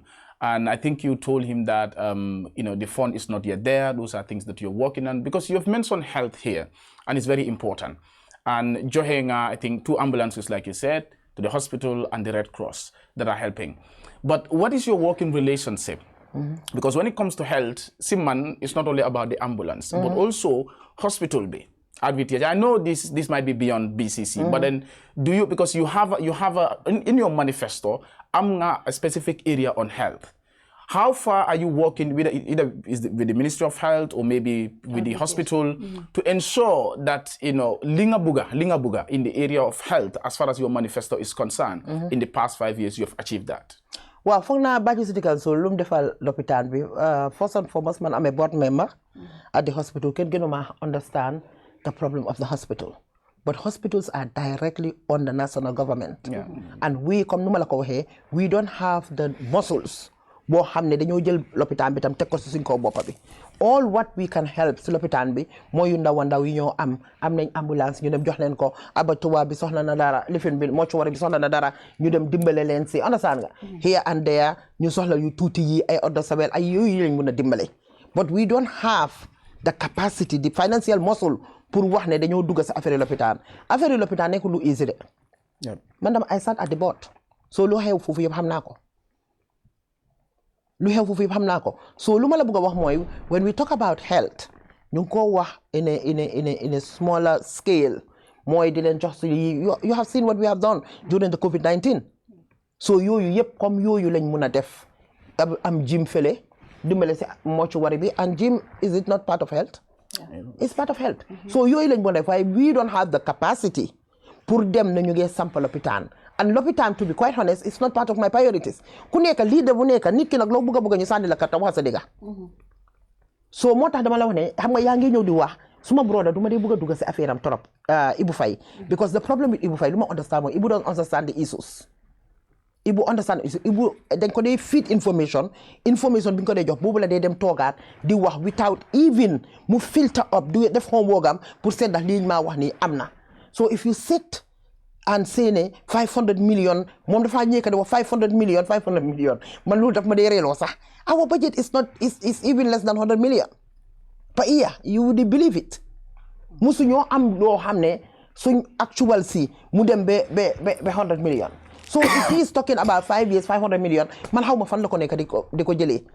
And yow bala ngaa toog di wax affaire yi Banjul City Council mayo bi defut lii foog naa nit ki nag wax digga yàlla soo taxawee si seetu da nga war a xool sa bopp tamit bu baax a baax. Stadium. So man bugguma dem ak moom ci yooyu. Because soo xoolee Ibu is tested 3 times yëpp mu am 0. Fan. Stadium baa nga ne léegi. Stadium bi su fekkoon ne man professional in a university foofu 0 plus am na. Zero. Loolu laa ko laaj bàyyi na 0 na 0. No, mathematics is not my area. Exactly. Nga dem hostel bi gis nga ko naka la mel.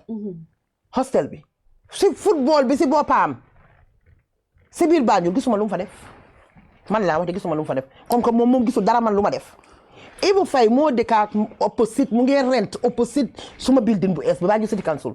He is renting directly opposite the building.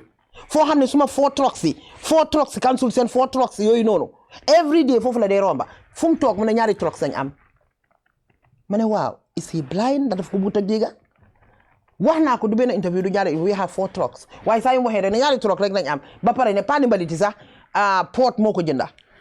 Hey, I am saying this here once again and this is the end du ma ko waxaat sax port authority su fekkee ne mus nañoo jënda benn paani mbalit benn paani mbalit koko gis ñu jëlal ñu benn paani mbalit ñëwal man ma jox la $500 ak 10 paani mbalit man doole la ko. Port Authority. But why are they mentioning Ports Authority? Why? No, because misinformation. You have Oswada Fofu, mo fa tok di len misinform ne mom si bopam sax mu ne mom si bopam sax mo jënda trucks yi. Kañ la Oswada am that power in Port Authority be mo jënda ñaari trucks? Yes, he was the procurement officer then. But does that mean that you are jënda ñaari trucks? So misleading information yi man duma dem ak ñoom back and forward ci lolu. Understand nga? Yeah. So because nit ku dofut sax xam na ne Oswada jëndu ñaari trucks yi. But the same Oswada is telling them by Port Authority more than the panibality. So I am challenging him. They go want to go Port Authority, be na panibality. Wo mala ñaarde, be na panibality support authority jëndal ko Banjul City Council. The first panibality in Jeddah, we bought it from the resources of the Banjulians. Mobilized resources, ñu jënd first panibality. The second panibality from the components of the EU project. The second component of the EU project, which addresses waste management, foofu lañ jëndee yeneen ñaari trucks, ba pare jënd 5,000 or 3,000 bins, I cannot remember, of head. This one, 10,000 bins, Rafaela ñoo ko indi ci biir dëkk bi fii. 10,000 bins. Moom lañ nekk di joxe. Te société bins yi sax bokkuñ, nuroowuñ. soo seetee di bins of Rafela dañ nekka façon yi plastique bu mu nekka du dee wañaaru mun nga koo teg sa kër 10 years du def dara 10 good years du def ba pare loo fa def du xeeñ mun nga faa def loo fa xalaat nga def ko fa du soo ko tëjee du xeeñ because am na chemical boo xam ne moom lañ boole ak plastique bi moo fa nekka so I don't know why he skip saying ne 2 trucks so ma xam ne kii misinformation la bëgg a jox nit ñi rek so taxi muy wax ne Banjul City Council 500 million mais yow ba lekk na xaalis ba yëpp fu ñu dem sàccee mbow mais yow ba lekk na xaalis ba yëpp nit ñi dañ sonna ci loolu you cannot keep on bugg a dëkk bi you want to be a mayor but you want to inform the people pour am the position te nit ñi dofuñ because if I am not informed and Esa is informed Esa dina toog doo ma mi ne du dëgga li ma wax du dëgga toog na fi ñu jékki-jékki rek génne rumors ne man maa wax ne géwél du fi toog xam nga façon yi misinformation yooyu noonu and then ñooñu tamit toog xalaataat ko and people start di ma call di ma ne du dëgga waxul benn dëgga du dëgga lii waxuloo ko so ma ne leen loolu bugguma ci nekk sax di ci dwell on understand nga I am too civilized for those kind of one more point in your manifesto still mooy road infrastructure you talked about that waaye baax ñu soo demee tey because I think I've watched 2 videos of I think it's Gambia Talents TV where they go around in Banjul talk to people I think they did it 2 months ago or 3 months ago ñu defaat ko not long ago when they talk to people majority of the people to be honest with you then they want because they ask them kan ngay sanil majority of the people to be honest with you and to be fair will say Rohey Malick Low I think the last one they did I think it was up to 10 people or so and 7 of them I guess all said Rohey Malick Low yeah liggéey na fi did a lot of things but some of the people ñu nga xam ne will say Ibu Faye okay dañ dee wax ne ñii suñu waxee ne Rohey daf fi liggéey waaye Barrow tam daf fi liggéey but I am not I'm saying because Ibu Faye is the candidate for the NPP ñoom ko dee jëlee mooy is NPP Barrow they have to support Barrow dañ dee wax ne road infrastructure bi Barrow moo ko fi def Rohey def and this is what I want to say and I want to underline this wax naa leen ne mbuur bu nekk dafa génna fii benn mbuur du laaxu ci gannaaw patili daam those days are gone it's your record against the other person benn mbuur du dem si gannaaw man dewuma si gannaaw Ousseynou Daba laaxu fa de so lu tax Ibu muy dem si gannaaw Adama Barrow pour laaxu foofu noonu people are not buying that they want to see the track record of the candidate man taxawuma ak Adama Barrow and this is why I was disappointed when Adama say moom mooy buur Banjul waaye moom suma système ne mooy buur Banjul wan man maay buur Banjul because he's trying pour won nit ñi pour li mo try pour develop si bopp nit ñi mooy mu mel ni man maa moomay taxaw man taxaw maa moom. The president is making this election about moom ak yéen. non du ko mën a def parce que nit ñi nanguwuñu jënd loolu ñun tam suñ gémee ñu dogut people see ñun nekku di li fi na moom and then the infrastructure in Banjul is not all central government moo ko def Primate is not central government Peel Street is not central government Haddington is not central government Spalding Cove is not central government Tali Dawda is not central government you name it so lii yëpp nekkul ñoom di waaye ba tey sax ne jël man jox naa ko yëpp man fu ma toog sant ko gërëm gis nga man defalal waa Banjul lu baax rek ma sant la gërëm la gis nga man soo ma bëggee nax ma rek si affaire yi Banjul man soo bëggee Banjul rek maa yow a ànda parce que su ma njaboot googu xam naa fi ma leen bëgg a yóbbu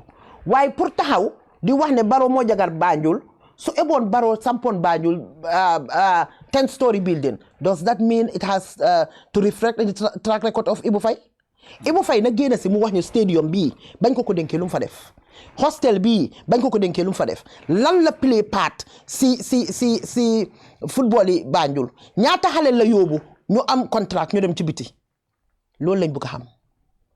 It's as simple as that. If he's here, we will raise this. The tough bi nekk Banjul ñoom ñoo ko jagar pagi KG5 tough baa nga ne le already demal nga seet suñ tough bi KG5 and the contract was given to one of the commissioners koo xam ne man mu ne man moomu ñëw nekk commission si man moo tax ma ne la Fatou nañ xaar ba mu door rek. Yeah. And I think it's important. I think what she said, that is definitely important. Man taxawuma lii de dama bëgg a wax nit ñi ñu xam ko bu baax a baax man taxawuma président bi de man maa Ibu Faye ñooy taxaw na Ibu Faye génn si ma wax Banjul lii laa def ma génn si ne waa Banjul lii laa def. Wow, really important. I think I hope we'll be fortunate enough pour am Ibu Faye fii moom tam wax ñu. non waaye moom soo ne stadium bi mu ne moom stadium bi du moom central government la and that's the very government boo xam ne yaa ngi nekk seen candidate so moom understand issues moom dafa foog ne moom su nekkee the candidate for the president dafa mel ni moom lu mu bugg rek su toogee mayor president daf ko Ibu it doesn't work that way. Why Sirifo Songo candidate chairman? Thank you very much. Why Birkama develop? Thank you very much. Moom duñ ko mën a measure foofu. And at the same time dëkk bi dafa am loi and me I never have a problem with the president lan la président musa ñëw di joxe ma ne ko déedéet bu ko jox Banjul lan musu da am di lan la musa ñëw di joxe ma ne ko bu ko jox Banjul so but still it depends people of Banjul ñooy decide it's not me and Ibu Faye du ñun ñaar and this is a man koo xam ne man suma mag la yàgg naa di ko wax dañoo takk seen rajo saa ceembo saa ñoom ñu loolu mooy seen capitaine bi seen campagne bi su ma leen gisee feccal leen ko ba mu neex so dama xam ne su ma xoolee dégloo loolu ma xool ko ma ne ñi taxaw si seetu xool seen boppa yow ñu jox la stadium nga am 0 ñu jox la hostel nga am 0 ñu jox la sport nga am 0 triple 0 si examen juróomi at yow nga ne di nga taxaw wax ne am anything loo xam ne da nga ko wax against somebody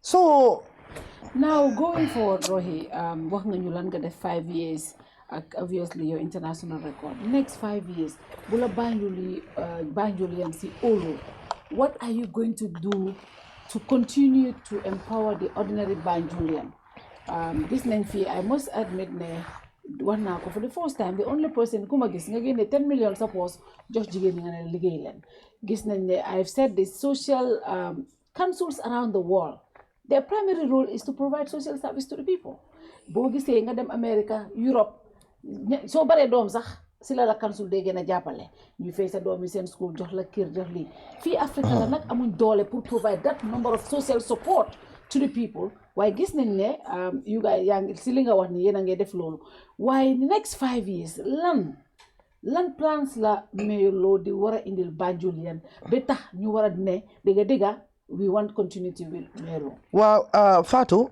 wax nga fi 10 million xam nga bi maa jox Banjul 10 million from my own account da ko jox jigéen ñi ne dem leen liggéey time boobu aw ma woon benn bunta boo xam ne mënoon naa koo ibbi léegi nag bunta yi dañ ibbeeku de half rafet la léegi seen own boss biñ xeex biñ liggéey biñ coono léegi ñoom boobu moo leen di empower it's not Rohey Malick Lowe anymore because soo déggee rafet la it's not Rohey Malick Lowe rafet la is them ñoom ma fa teg so lu ma laa bëgg a wax mooy ne léegi ñun am nañ di opportunity boo xam ne am nañ $1 million every year ba 5 years so dafa mel ni léegi our mandate is even 4 years xëy na di next mayor buy ñëw su fekkee dafa nekk jigéen dinañ ko jekkali si 5 years bi su fekkee nag ne góor la ñoom dinañ 1 million boobu dina draw from the 5 million how man understand nga li ma amee why we have it for 5 years so boobu benn achievement la boo xam ne am nañ ko we start for the next mandate the youth volunteerism is starting for the next mandate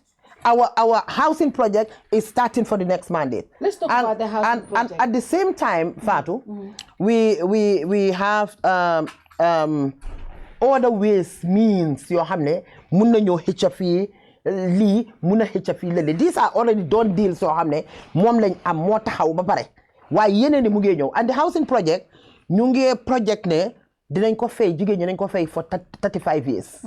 35 years moom lañ ko fay and soo gisee bëgguma ci duwel too much daf ma daloon ci ID cards yi if you remember the ID cards ñu jékki-jékki rek indil ma scandale bu du jeex na man dama bëgg a nekk président yaa ID cards si digg bi teg nar kaamba $13 million boo xam ne dañ ko génnee ñu ne na jigéen yi yëpp ak disable yi nga utal leen ID card ba pare ku nekk ku si am ID card nga utal ko nga ibil ko account ñu fexe ba yaaxa ko so moo tax léegi lu ñoo def rek dañ si dee bàyyi xel bu baax a baax su fekkoon ne sax newspapers binduñ woon these 5 million from New York duñ ko doon musa yëg duñ doon xam fu mu doon jógee waaye xam nañ ko waaye mënuñ ci dara it's just like the project boo xam ne the housing project tam mënuñ ci dara the only thing ñoom li ñu xam ne mooy seen ñoom li ñu war a def mooy ñoom ñoo war a joxe laan bi loolu moom dinaa si wax suma diggante yàlla land bi ñoom ñoo ko war a joxe and Rafela brings the money we have over ñaata thousands of dollars yoo xam ne is for the project while land bi should come from government so suñ ca eggee nag dinañ seet lu gaay di def and we have already am na target suñu am foo xam ne place yoo xam ne gis nañ fa laani ba pare so gis nga experts ñëwoon nañ fi seet nañ ko seetaati ko understand léegi li des rek mooy the implementation so loolu rek moo fa nekk and then house bi suñu la ko joxee di nga ko fay about 30 years so moo tax ma ne la Fatou jigéen ñi problème bi jigéen ñi day am Rohi when it comes to things like this is a great initiative because boo gisee jigéen ñu bari tey mënuñoo am seen own kayiti kër mooy collateral soo demee si banque même boo buggee business boo demee ci banque yi amuloo kayiti kër boo fa teg amuloo collateral yu bari kenn mënu laa jox collateral pour garantie la housing project bi su ñëwee how affordable and easy is it going to be jigéen ñi access ko very affordable very affordable understand Fatou mun naa la wax ne every month bu nekk sax su baree ba bare passé wu suñ forecast du passé $750 li nga fay waaw te that 750 security sax si la bokka the security bi laa gaar si la bokka so li ma bëgg a wax jigéen ñi ak ndaw ñi rek mooy ne am ngeen opportunity boo xam ne bu leen nangu dara yaaxal leen ko li ma bëgg a wax mooy Rohi lii yëpp the youth volunteerism bi I think it's about 120 million, something around that. Bobu génné nañ lifin ba paré génné nañ li bi nakal tulati sa how to call it génné nañ application bi bobu mu ngi on. That's what I'm saying. Then it's about 220 million. Ñu am the $5 million boo xam ne grant la boo xam ne it will be effective when you are elected for women empowerment grant. Ñu am the 1,500 housing project for low income women across the country and other. These are things that are seal and deal. If you lose the election May 20th, everything goes away. Moo tax ma ne la jigéen ñi ndaw ñi duñ ko nangu gomoo ma de Fatou jigéen ñi ak ndaw ñi ñoo ko doon nangu. It's because Rafaela they empower. No, because Rafaela deals only with women. Women leaders. Women leaders rek la dee liggéeyal. Wow, that's women leaders rek la dee liggéeyal góor yi. So moo tax. That's serious. moo tax ma believe ne suma brother su demee man la sànni karta because development la bëgg pour dëkk bi. I remember when they were on State House after Binla appointed, Binla selected as president of State House, Rafaela, I was there, and the president openly said it. Mune, mom so pa hamuton Rafaela ni la mel. You know, until Butangara explain the importance of the Rafaela presidency and Dimbal Bimo in Gambia, the president spoke well and he spoke about how he didn't know, but when Tangara explained to him, so liyep amna madiga yena jigen ñu ne lutax sax. And I want to say this, basic election in local councillors, I remember when I was working with you during the elections, I got in contact with some of your colleagues.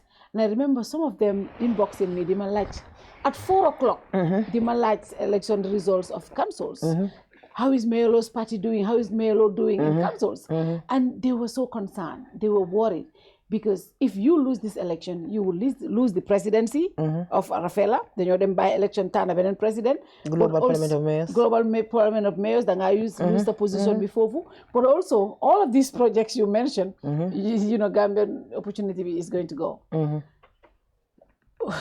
That is kind of crazy though. I don't know. That's. Well, legi mota manela. Nenko bayi si loho Banjulians the 20th.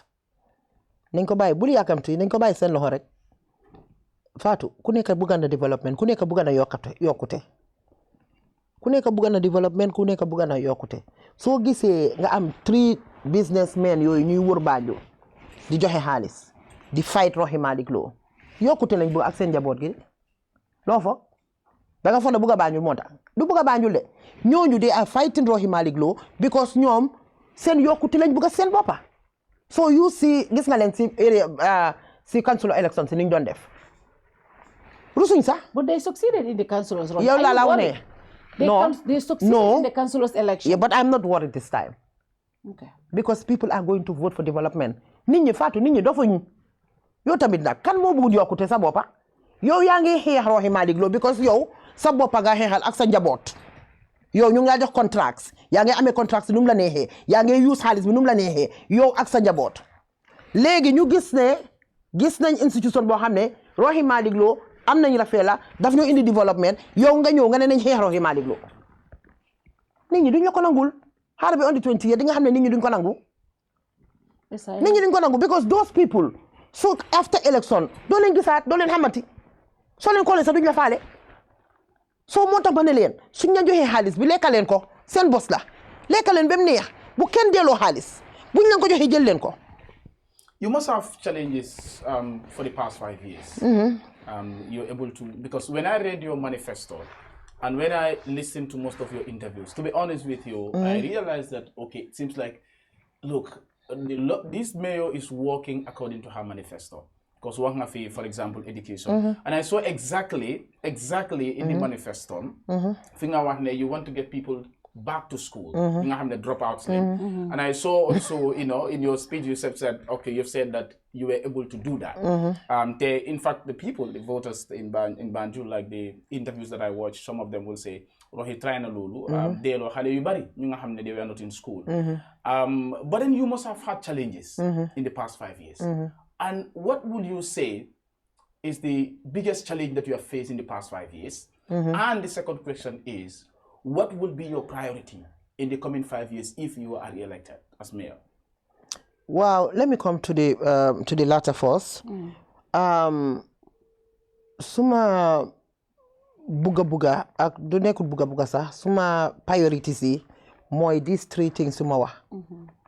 Youth volunteerism, women empowerment, and the housing. Yi mom yi la tek suma bakken bi because this is my legacy. Yi la tek suma bakken bi. Ñetta yi mom I want to see it successful.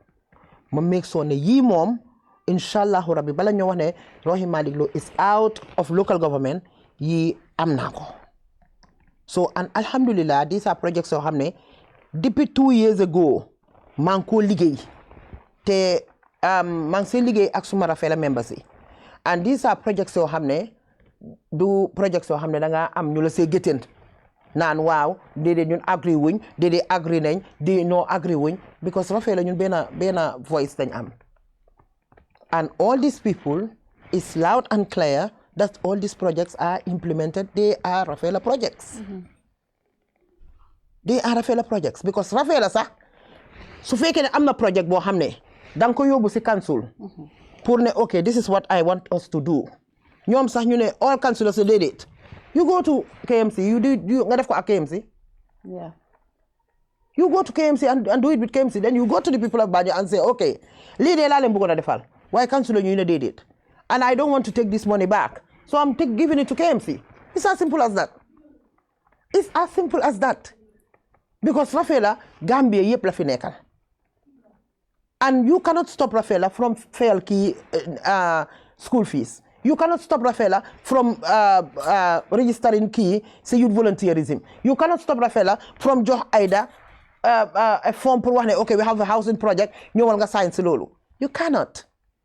This is the good thing about Rafela. It's saying hey we are dealing with women organizations and the mayor is the president and she has the last say. Lii moo ci neex. So kuy toog di wax ne ñu ngi laa xaar dinañ fa yàgga. The biggest test to your leadership skill. And moom mu ngi explain challenges yi nga xam ne moom la ñu bari na xam nga problème bi mooy ne góor yu bari bugguñ jigéen mu jiite leen. Société ñu bari di jox ne Rohey Malick Lowe dafa mën a defante Rohey Malick Lowe dafa mën a def lii I wish ne dañ toog si suma position esa I wish ñu toog foofu société yenn plateforme si sax if they are talking about local government duñ ma si dee boole sax man I've seen that démb dafa am suma benn xarit ma call from the international mu ne ma gis nga dama seetaan yi ba suma xol bi bugg a dog mu ne ma ñii they don't even talk about you duñ la jox crédit sax mu ne ma they just talk about A B and C jeex na yow dafa mel ni bokkuloo ma ne ko some of them they have a personal hatred boo xam ne they don't even know about Banjul and they just want to sit down and analyse Banjul ba pare li ñoo wax yëpp it's all wrong xamuñ Banjul and they want to talk about Banjul ba pare some of them dañ feel ne duñ mën a jox they want to give seen own male counterparts credit and they avoid talking about me understand nga am na benn bés boo xam ne suma benn xarit daf ma doon benn programme bi ñu wan dañ doon analyse ñu ne waaw suñ jógee fii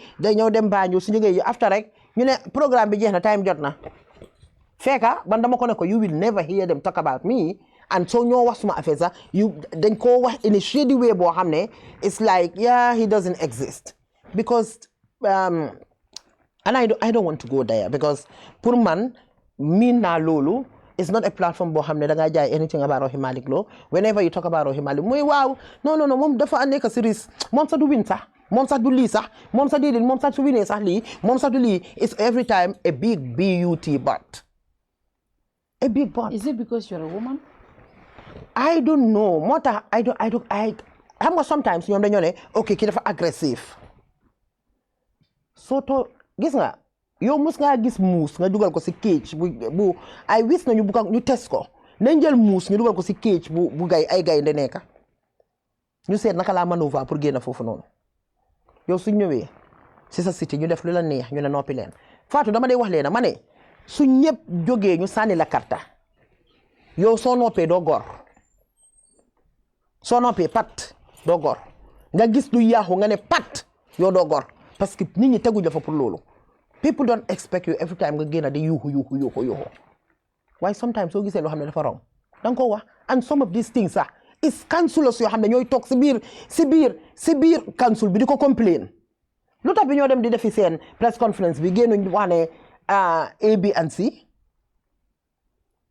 they didn't talk about that they only talk about Rohey Malick Lowe def na li Rohey Malick Lowe def na lele am I the only problem in Banjul?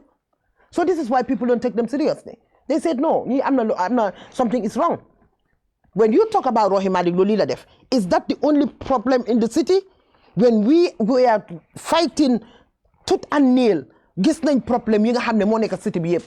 We have seen the stores, we have seen the stores, we cannot do anything because all the permits are given by physical planning, and physical planning, seen luwaay ñu ko jëlee ci constitution bi, and constitution supersede the law of the local government. More supersede the local government act. So why you didn't talk about that? Why you didn't talk about the mining? Boo xam ne mu ngi sonal Banjul. Why you didn't talk about the Banjul project? So all this yep dañ ko noppi waale seal and dom te léegi dañ ko gën a noppi waale because it's the same businessman boo xam ne moo sponsor seen candidates yi moo leen defal everything and this is the same businessman boo xam ne mu ngi xeex lu mu mun pour mu make sure ne man jógee naa fa ba pare moom mu foog ne man xaw ma loolu. I know everything waaye moom kan moo ko wax ne ko man su ma nekkul mayor sax damaa noppi kan moo ko wax loolu kan moo ko wax ne man I'm not a citizen of Banjul kan moo ko waxal ne ko man Rohey Malick Lowe su ma nekkul mayor damaa dem ne pataral noppi boobu moo gën a wax sax because then I'm not a diplomat. I am not a diplomat. I will say it the way I want it. Xëy na léegi sax da ngaa sega wax bi da ngaa ne xaaral ma bàyyi lii da ngaa ne xaaral ma bàyyi because yaa ngi seet si Fatou ak Aida ak Kumba ne you are their role models. Yes, even without being a mayor, I am still a role model. Why foofu you can maneuver and say things the way you want to say it. So ñetti penda naar doomi penda naar yi ñoom ñoo jóg ñu ne ñoom nag by and force ñoom dañ promise Adama Barrow ne ñoom dañoo génnee Rohey Malick Lowe. So whether dañoo jënd carte yi whether dañoo suppress carte yi whether dañoo def lii whether dañoo def lii waaye this time nit ñi tamit dañ leen won ne suma boppam moo ma la gënal du bañ naa la suma doom moo war a tukki dem jàngi te su jàngi jee man laa njëriñ tubaab bi dañu jox alal boo xam ne man dama ci war a liggéey du ma ñëw di la ñaan yow su ma la gisee benn yoon si at bi dootuma la gisati dama luwaas suñ ma joxee kër gii maa cee toog ak suma njaboot loolu doo ma ko yaxal so that mu ngi résonner ci boppi nit ñi. Banjulians knows exactly lan lañ war a def the 20th. Finally, will you say that li nga promise 2018 when you came, will you say that there is something one or two li nga xam ne achieve loo ko and you will want to achieve it in the coming 5 years if you are re-elected? Lu ma mun a wax rek mooy ne li ma bëgg a achieve yëpp as much as possible mënuma ko def 100%. That is true. But li ma nekkoon si suma manifesto bi yëpp try naa suma level best pour gis ne mooy digitalization of council moo fa nekk. Education is there. Culture. Try nañ luñ mun si scholarship si. Culture try nañ luñ mun si culture. And this is the ongoing, okay, the $1 million bi ñoo liggéey pour affaire culture tam is part of things yoo xam ne I am very proud of. Boobu tamit mu ngi ci pipeline bi. So these are things yoo xam ne waste management, Lampa Banjul, understand nga? So yii mooy woon things yoo xam ne yooyu maa ngi si doon structure system bi restructure the Banjul City Council. So at least 75% of yiñ bëggoon yëpp am nañ ko.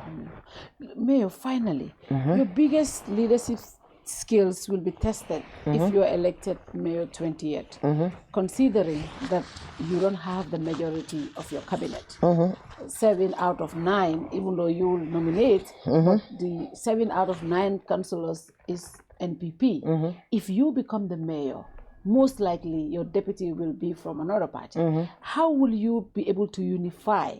Because I'm considering most of these people are incumbents, you know, they have been out there and said so many unpleasant things about your persons and also about your leadership. How would you unify and work with them against all odds? How would you do that? Well, dafa des ñoom whether they are looking at party or they are looking at the development of Banjul. Loolu dafa des ci ñoom understand nga because man yàgg naa ak da nga fàtte suma councillors yëpp dañ demoon di. They were not there. I was there with my nominated councillor. And nominated councillor bi sax moom njëkk demoon na di. So I was, you know, mooy li ma laa wax rek Banjul City Council amut alal boo xam ne mooy decide pour change Banjul. Understand ma mi? So it's either they are looking, they're in for development, or ñu ngi affaire parti lañ nekk. Understand? So why development yi nga xam ne ñu ko indi yi ma laa wax ni my priorities yoo xam ne ñu ko war a def for the 5 years. These are all Rafaela projects. So it's either they come and go with us with this, or ñu bàyyi leen fa ñoom ñuy defante ñu dem change the life of the people. It's as simple as that. If they want to be part of the development, they are welcome. If they don't want to be part of the development, that's a test of your leadership skills. You have to bring them on board. No, this is what I'm saying. I said I was there with them before. Understand? Why problem be more if you am na ñoo xam ne they only see power. Am na ñoo xam ne they feel ne ñoom they are too good. Ñoom rek ñoo fa war a nekk ñoom they should even be the mayor. Understand what I mean? And they end up going to be a councillor. So lu ma la explain na mooy ne ñun man I have only 4 years, not 5 years now. And I have a race. From on the 20th they saying on the mark. So all my time I am moving. All my time kuma wonne ma man I am there Barrow moma fa tek. No. Man do may ku ñëw xuxatal. Man I am not that type. Do may ku ñëw xuxatal. And the law is there to guide everything. Man nekuma ku ñëw xuxatal de. Because they are saying waaw su fi ñëwee sax dañ ko impeach, man leen impeach yomba na de. Yow a ward moo la elect. Man Banjul yëpp elect ma. Yow nga ñëw nga impeach ma. Nañ ci egga.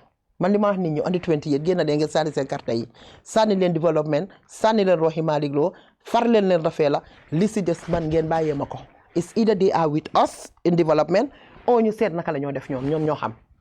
Final message loolu nga bëgg a wax waa Banjul waxtu bi jeex na. waaw mooy li ma wax rek di leen wax ne sant naa leen gërëm naa leen pour last 5 years yi ngeen xam ne moom ngeen ma joxoon.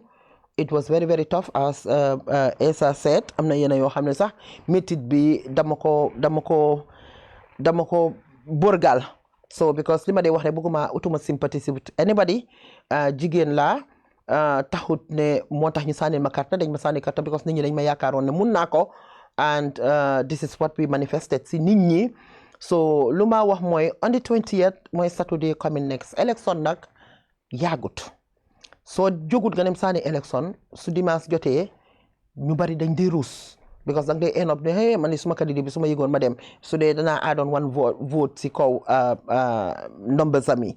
So li ma leen di ñaan mooy génn leen ngeen dem sànni carte bu leen xaar ku leen ñëw di jël si bu leen xaar ku leen ñëw di jox pass def leen ko pour seen development of city bi def leen ko pour seen own development seen boppa soo leen jógee too leen tëddee ajuma xalaat leen ne jigéen bi kat ñun sànni leen nañ ko karta sant nañu gërëm nañu puus nañ ko to the mayorship moom tam mu try puus ñu si development try leen ngeen xalaat ne Rafaela li nga xam ne moom la indi seen bos da nekkul suma bos kon jóg leen ngeen ànda seen njaboot gi ngeen dem sànni ji karta ku amul paas trial sax mu jaral la nga leb paas nga jóg dem sànni pour development nga jóg dem sànni pour xale yi nga jóg dem sànni pour support sa mayor.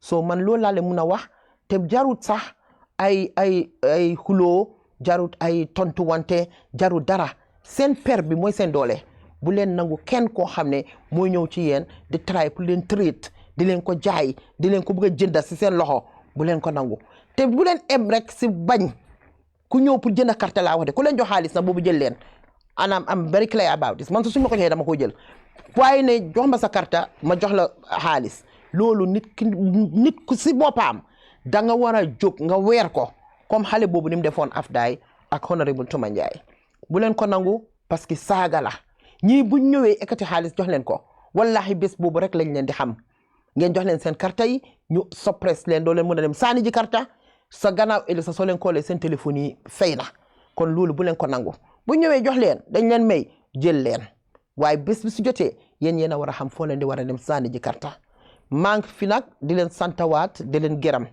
di leen wax ne mandat bi 5 years ago passé na aw ma seen fay comme ni ma ko dee wax rek defal ngeen ma loolu leen musuta defal kenn waaye second mandat bi nag boobu on the 20th laa door te yëpp mbir mi si seen loxo la nekku ci suma loxo nekku ci suma loxo family parce que su dee man rek la ak suma family incha allah rabbi kon du ma mën sa nekk meyo kon nag maa ngi sukka ba si suuf di wàccee suma musóor waa Banjul di leen wax ne on the 20th génn leen ngeen sànni Rohey Malick Lowe seen jabar seen mag seen meyo seen raka ngeen sànni li ko karta pour développement incha allah rabbi du ma leen rusloo mukk di leen wax ne jërë ngeen jëf asalaamaaleykum. Esa. You're done? Thank you very much, Mayor. Contacting you. Short time. We have reached out, like I said, we have reached out to all the candidates and all of them have responded. We are waiting for Team Ibufai. They still have not responded. Hopefully we'll get them here before the end of our schedule next week, and we'll also be able to check along with him, Momtam, what are his plans for Banjul. The capital city is in capital and it's our stake Sidley pour ñu xam ku ko bëgg a jiite lan nga amal waa Banjul. We thank you for coming, and tomorrow inshallah we'll be here with Honorable Bakari Badji. He's the NPP candidate for KM. We'll also have him on the platform tomorrow at 5:30. See you tomorrow. Bye-bye. Thank you. Thank you.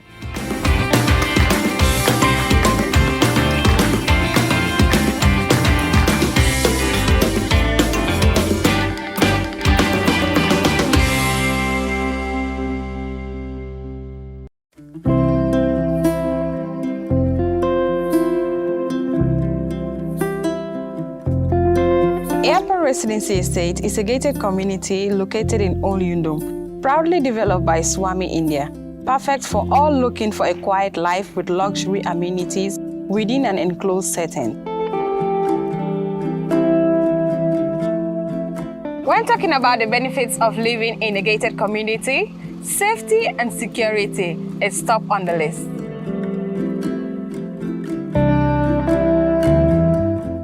They allow extra privacy, take away the hustle of unwelcome solicitors, and create a safe haven for children to play in a trusted environment without traffic or speedy vehicles. A great sense of community develops through the meeting at a controlled communal leisure facilities, offering an integrated lifestyle.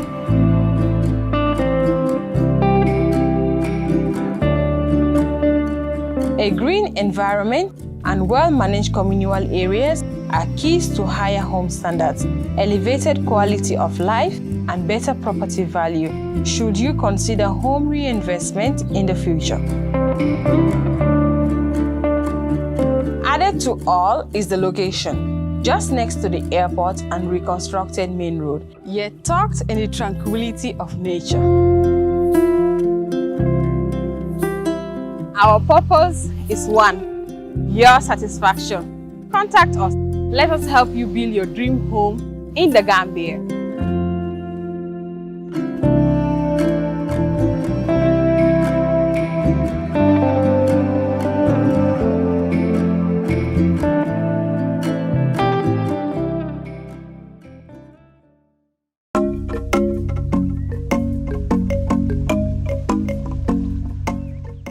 yiriwa men kafutan na tarambulolu to nga GIA cargo complex parendile pour que julaya sone yandi kadungoni mfunti bundana doko sembentu ya Banjul International Airport to men si nyafa si moluma melka fengolu ki bantala bankolu kan anin julandingolu fana foysi sulan na cargo doko le bang katu masingolu be mbulule ikafo meye forklifts melka selendiro ni jindiro ke bagasolu la melbe funti kan waranto ka dunnan na warehouse lu kono nga dinkira sumayari ngolu fana sotole ifula milla fano mu metari kemeleti karo bela adun isi cargo bagasolu tano mabanole men sita fo ton tan woro ila sumaya fana futata tembeleto men ka fendolu mabono fo ikana tinya fo sene fengol lombang domori fengolu waranto jata kende ani bori ma fengolu kago bagasolu la taradula kendo asulata jamani laban korosir langolu lela na double view x-ray korosir la masingolu aka kago bagaso kono jubele komi kago doko sartolu ya landi nyameng nyin double view x-ray amu jamani laban rapid scanaleti men ka karafula korosiro keno kago sifa bela wati kilngo kono to na doku lalo imu ayata karandingol leti miliyela doku no iframansata kago doku na tamandiri nyato na doku la betea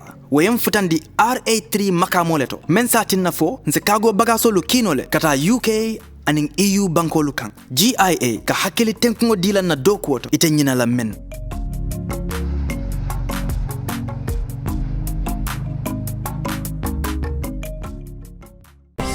Every day is a new opportunity to make sure our first impressions are always our best and to see possibilities on the horizon. To make our facilities and services more accessible and find freedom all around us. With a location proximity to active markets, with a liberal air transportation policy. That daily pursuit is how we turn everyday opportunities for you.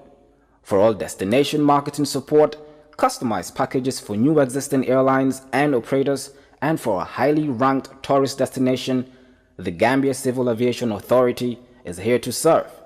We regulate air transport, operate and manage BIA technical requirements, merged with commercial considerations. We have experienced and well-trained aviation professionals to cater for your needs.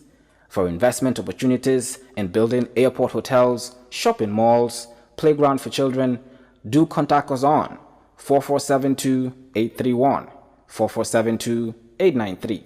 Gambia Civil Aviation Authority. We go beyond daily.